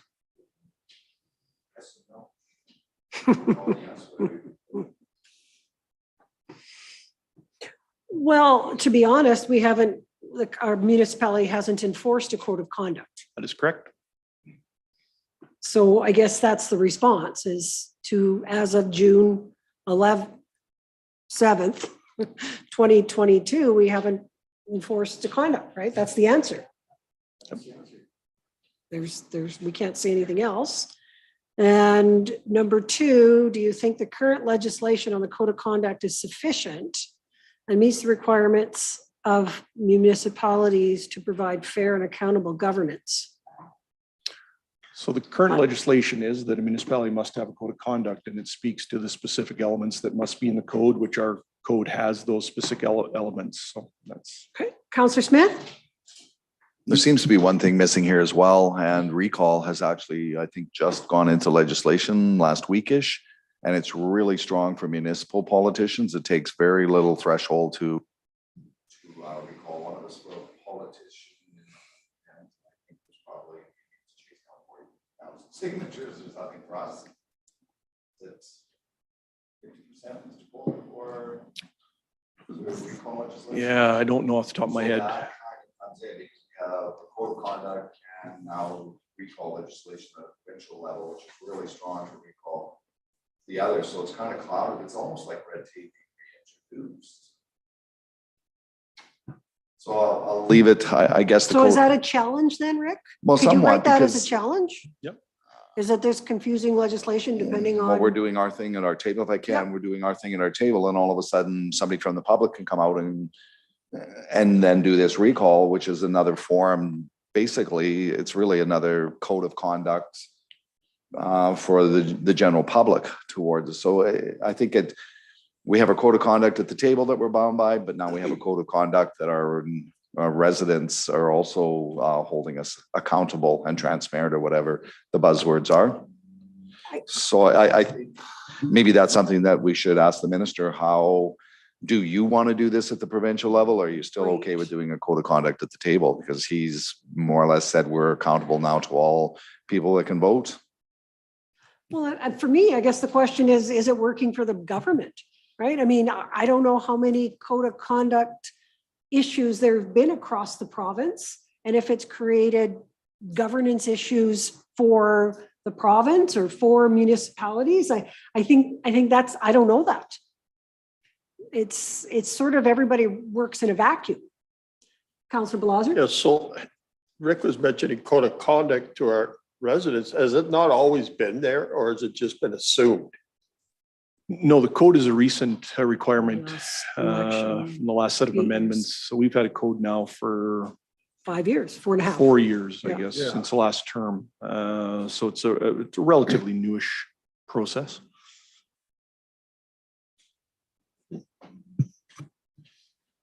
Well, can we, I'm sorry, can we answer those 2 questions based on where we're at today, and then That's all you can do. has their answer, and I guess they have a reason why they're going through the process. But I think it'd be nice to find a clarification on recall legislation and code of conduct requirements for council, because we're bound by both now. I think that's fair feedback. I mean, we don't necessarily have to answer the question specifically, but I think it creates that's another good point, right? I mean, I don't know if this is a bun or a bread factory. I mean, is there one across the province, or is there one in every jurisdiction? And what does that do then for confidence in local government? I don't know.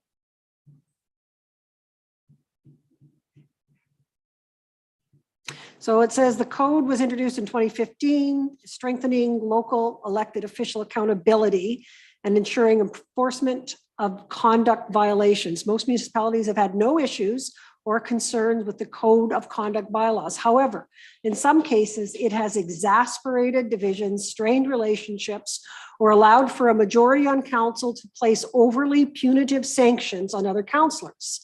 The only means to challenge the code of conduct sanctions is through the Code of Queen's Bench, which is expensive and time consuming. In these cases, both the sanctions applied and subsequent legal challenges have limited the ability to govern fairly and effectively. So it sounds like they understand, they know the answer in that. Yeah, this, Madam Chair, this speaks directly to the Rocky View County case that was recently in the headlines in the last 2 years, where 2 councillors were sanctioned severely for something that really wasn't warranted at that level. They took it to the courts overturned the decision of the council. So I think that's why some of this is on the minister's plate and is seeking feedback. There's been other examples.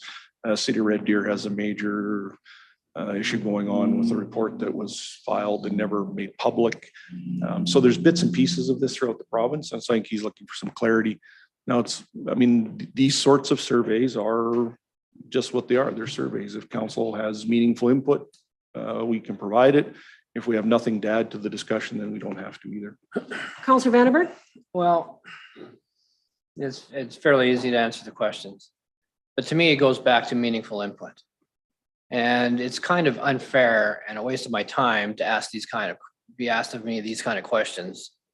And so I guess from my point of view, I'm not interested in answering this. You know, if they are, with the cases that you just had suggested, well, then isn't it incumbent upon government to do further investigation? Why give it to a group of people who are just heard about some of these issues and get some, what is he going to do with this? Take this and say, well, this is what everybody said. That's not right. I mean, do your investigation, do your work. I'm not interested in answering these questions. I don't think they're fair. Councillor Smith? Just a suggestion. Again, I went on and did my own code of conduct. You have that ability to click on the link if you want. Just wondering, Mayor, would you be interested in just a straw poll to conduct this, the majority of council answering question 3 and 4 and then submitting it to meet the needs of the minister? Because obviously there was some desire that the minister get feedback from the municipal council. I did mine and they asked what council I'm from when I did my survey. So they've got, I'm sure they'll tabulate the ones, and anybody that's not comfortable going in, I mean, it's some pretty gray area in there, they can do it. But as a council, can we just thumbs up, thumbs down, whatever comes out and answer yes or no to the 2 and submit to the minister? Because we don't want more red tape coming from anything like This this. has nothing to do with red tape. Oh, This is really simply just a waste of time. It's not meaningful. And so I object, and I object to straw poll. However, if I may, if you go into the survey, you could say you're doing it as an individual councillor. Yes. So perhaps the motion is that we just do this as an individual councillors. If it's going to create issues at the table, then everybody can do it on themselves. You say you're doing it all by yourself and you answer it by yourself. If you choose not to do it, that's fine. But I always think that if somebody's asking for some feedback, give them the feedback. At least you're at the table and not on the menu, as they say. But there is that option to just say you're doing it as an individual. Does that help, Kelly? Because then if you don't want to, you don't have to. It does. I think it's more, I haven't seen the survey, so I can't comment that it is in fact a good use of my time either. Yeah, well, that is the survey. The 2 questions is the survey. Well, you can actually click on another survey. Yeah. Right? There's those 2 questions that are in our package for the group, or we'll just, so maybe the motion is that councillors will do the individual survey prior to the date as they see fit. Okay, are we good with that, guys? Yep. All right. Do you need a motion to that effect? No. Because it's going to be individuals. Yep. The request from the minister was to do this jointly. We've decided not to. That's action enough. Remember, it's Leduc County, not the city of Leduc municipality, which is. Depends on how I answer the question. Okay. Okay, thank you very much. And on to, I think, 10B, which was ERWAC, is that correct? Yes, and I did send out an email to everybody. I did copy ERWAC on there. This is just a housekeeping piece. And as it seems to turn out, as I am a member supposed to be representing the Edmonton Region Waste Advisory Committee, back in April, which was probably the first meeting of 2022, the information did not come to me. I did discuss it with Lynn White. She said that she would look into it and get it changed. And what's prompting this is I just happened to see it on the mayor's calendar, the next meeting upcoming. And once again, I should be the one receiving the information and I'm not. So this is just asking administration to please look into this and get it corrected so that I can do that which I said I'm going to do, and that is represent the council at ERWAC. But I can't do that if I'm not getting the information. And I don't believe I've sat on that for 5 years. So Well, they're apparently- very slow in changing things over. So yeah, it's just a matter because Lynn's no longer here and Miranda's here now. So I thought this might be the best venue just to point this out and let's get it dealt with. And that was it. Okay. And we can follow up with ERWAC? Yep. Okay, thank you. And the next one was the Earth to Space Conference, I believe. Yep, again, I sent that along. The timing of this is last minute. Mr. Coleman pointed out to me some of the policy that we have in which we allocate funds for counselors attending certain things. This does not make our official list, if you will. The conference Earth to Space, so my ask is, will council support me in attending starting tomorrow over the next couple of days, Earth to Space conference put on by CMC Microsystems, Alberta Innovates, and Edmonton Global. They're talking, the highlights are future of health, emerging technologies, innovation, personalized care, and precision medicine. We're talking about sustainable infrastructure. I'm not quite sure what that means. And nanotechnologies and advanced manufacturing, which I thought is extremely interesting, and quantum technologies. There's apparently a difference between quantum technologies and nanotechnologies. What you have before you is the agenda for the 3 days. If you were to grant approval for me to attend, it may be too late to get into the conference. But earlier, trying to get this done earlier, we had to bring this formally to council, and the timeline just makes itself such that it starts tomorrow. So to have myself attend on behalf of Leduc County to find out what's new, innovative, exciting, and worthwhile to bring back to council. So that's my ask. What's the cost? I have no idea. How much? $900. And what's our, what do you call it? Budget? Budget per counselor for conferences? I want to say, no. Or do we have that? Juno, Renee's checking. 1,500? I think it's apologize if you're right. probably anything that has to come. Your microphone. Anything that has to come back to council can be approved. I'm not sure if there's a dollar limit on extra ones put in, but I know policy does provide for councilors to come back and ask for special consideration up and beyond the conferences that are there. And again, I'm sorry, but I believe there was a pool of money, not specifically money other than is it called a B&P account or something that we have for hall rentals or information, which is minimal. So again, I'm Ms. Klamosko has her hand up. And but good fill in, Counselor Smith. I just said, really help with facts. Okay.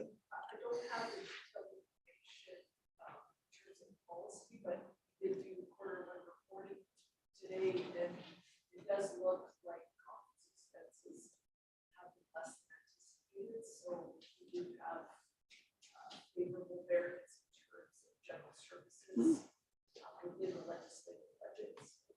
I just don't know individually. It's usually Right. we assign budget. Absolutely, right. It is. Okay.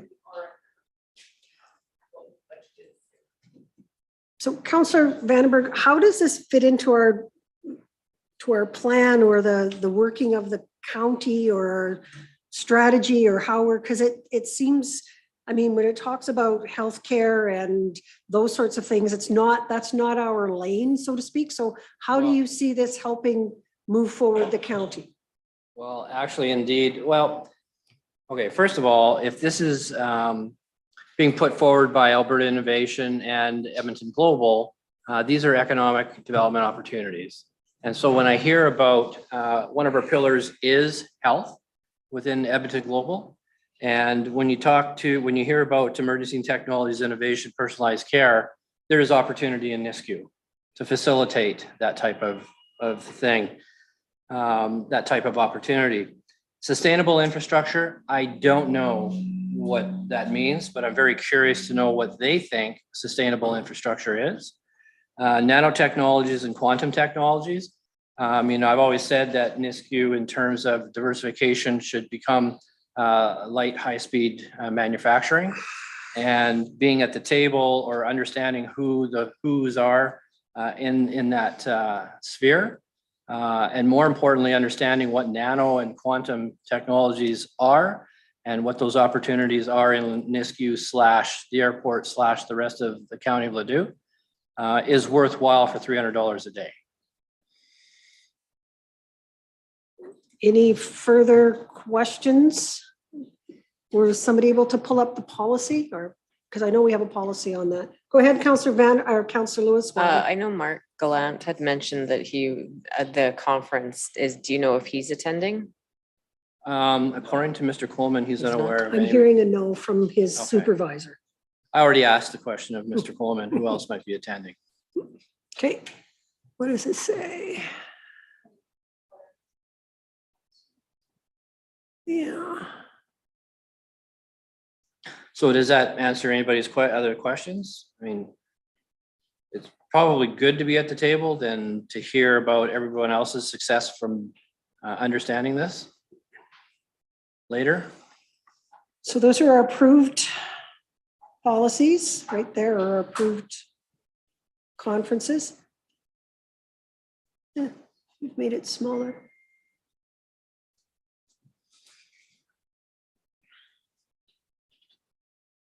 And my apologies, I didn't start this yesterday.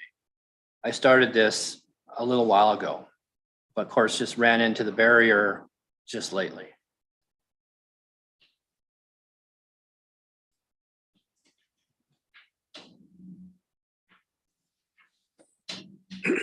Any further questions, Councillor Smith? Again, looking at the policy, looking at, there is a provision in there if a councillor does want to attend. I've gone through the agenda. There are some manufacturing, the future of manufacturing, the future of some of the economics. It would be nice if Global was there as well. I'm sure they are as part of the sponsor. So I would be prepared to put forward a motion to fund Councillor Vandenberg to attend From Earth to Space conference in Edmonton, Alberta on June 8 to 10. Okay, we have a motion on the table. Thank you very much for moving that forward, Councillor. Councillor Smith, appreciate it. Anything further as we go into debate? Councillor Vandenberg. Just to know that I may not be successful. It may be just, in fact, too late. So. Okay, thank you. Although I appreciate the interest in it, I will not be able to support that motion. I don't see the link to the work that we're doing in our strategic plan or the work that we're doing here. It is interesting, the concepts and the what's on the agenda is interesting things, but I just don't see it as being something that I think will help to propel our council forward or our county forward, so I won't be supporting the motion. Any other comments or questions? Councillor Vandenberg. Yes, I would like to suggest that back in the beginning, nor was broadband on an MDP platform. But as we come to find out, it's become critical and it has been addressed and it had to be addressed. This is no different. This is what can possibly be. And so I don't see it as a non-productive to the future aspects and opportunities for this county. I'll let you know after it's done if I'm able to attend. I think it's important that we step forward as much as we can and account or take account of what can possibly be and not be stuck in just today. Thank you. Any further comments or questions? So we have a motion on the floor to approve Councillor Vandenberg to attend the Earth to Space Conference. And sorry if I may, is it $900 or about $900? Councillor Vandenberg, do you want? I don't know. Apparently it's about $950. I was on the site, so the registration is $950, but then of course the mileage, I assume you take a little bit there. Some in there. I can go back on the website. Mr. Coleman, I didn't know if that helps the motion or not. Yeah, I don't think it Okay. necessarily helps the motion, Madam Chair. I think there's an idea of costs. It's really council has to authorize this because it's outside of the normal Right, scope. because it's Yeah, outside of our regular. That's correct. council. Okay. Any further comments or questions? All in favor? Opposed? That's carried. On to. Where are we now? Information, land titles letter, is that the first one? There, Madam Chair. And so what I will do is just have it open if there's any questions. There are 6 letters there. Any questions on any of those? First one is on the land titles office timeline. Then there was provincial education, the PERC program, MSI funding, a letter from the town of Bonaccord around utility fees, AVPA, and the information meeting that Councillor Lewis attended. Comments, questions? Go ahead, Councillor Vandenberg. So on the first letter to do with the land titles office, positive response. This came to us from a customer in the county who was concerned about it. The county recognized that concern and sent a letter out and got a reasonable and timely response. And so I want to be able to point that out, that's a good news. And then secondly, I want to comment on the letter from the town of Bonaccord. While I have no issue with the context of the letter, I questioned the facts in the first paragraph, and therefore it, to me, taints the attempt here. In the third line, they're suggesting the unemployment rate had reached 11.44% in Alberta. I have gone everywhere on the website, including the provincial website, and there's nothing even close to 11.4%. So that concerns me, that this type of letter does not, in fact, quote accurate information. And so my comment is that going forward, the future, we need to be very careful about the type of information that gets put into these letters, because anybody that's in the know reading this will dismiss it because of the inability to do the homework. So just a comment on that. I see it as a learning for us. So you're saying ensure that our data is correct in any letter, otherwise it won't be taken seriously. That's what I'm saying. Okay, thank you. Any other comments or questions? Okay, someone want to move information items for information? Yep. Again, Councilor Vandenberg, I do appreciate you questioning a lot of the material that's coming through the letters. There's some of them are contentious, some of them have issues. However, Bonaccord did have a unemployment rate of 12.9%. And it has decreased now to 13.4, and that was based over like the last 5 years and going up. So, and this was something I believe out of Fox Creek. So some of those areas up there are a little bit more, I guess, higher unemployment rates just because they don't have the base of jobs that they have. But again, what they have reported, and again, I've gone through and I had your concerns as well. So I did validate some of it is actually truthful. Someone move the information letters for information. Councillor Smith. Further comments or questions? All in favor? Unanimous. And now we are going to move in camera. Councillor Wanchuk, can you make that motion? Thank you very much. Going to go in camera.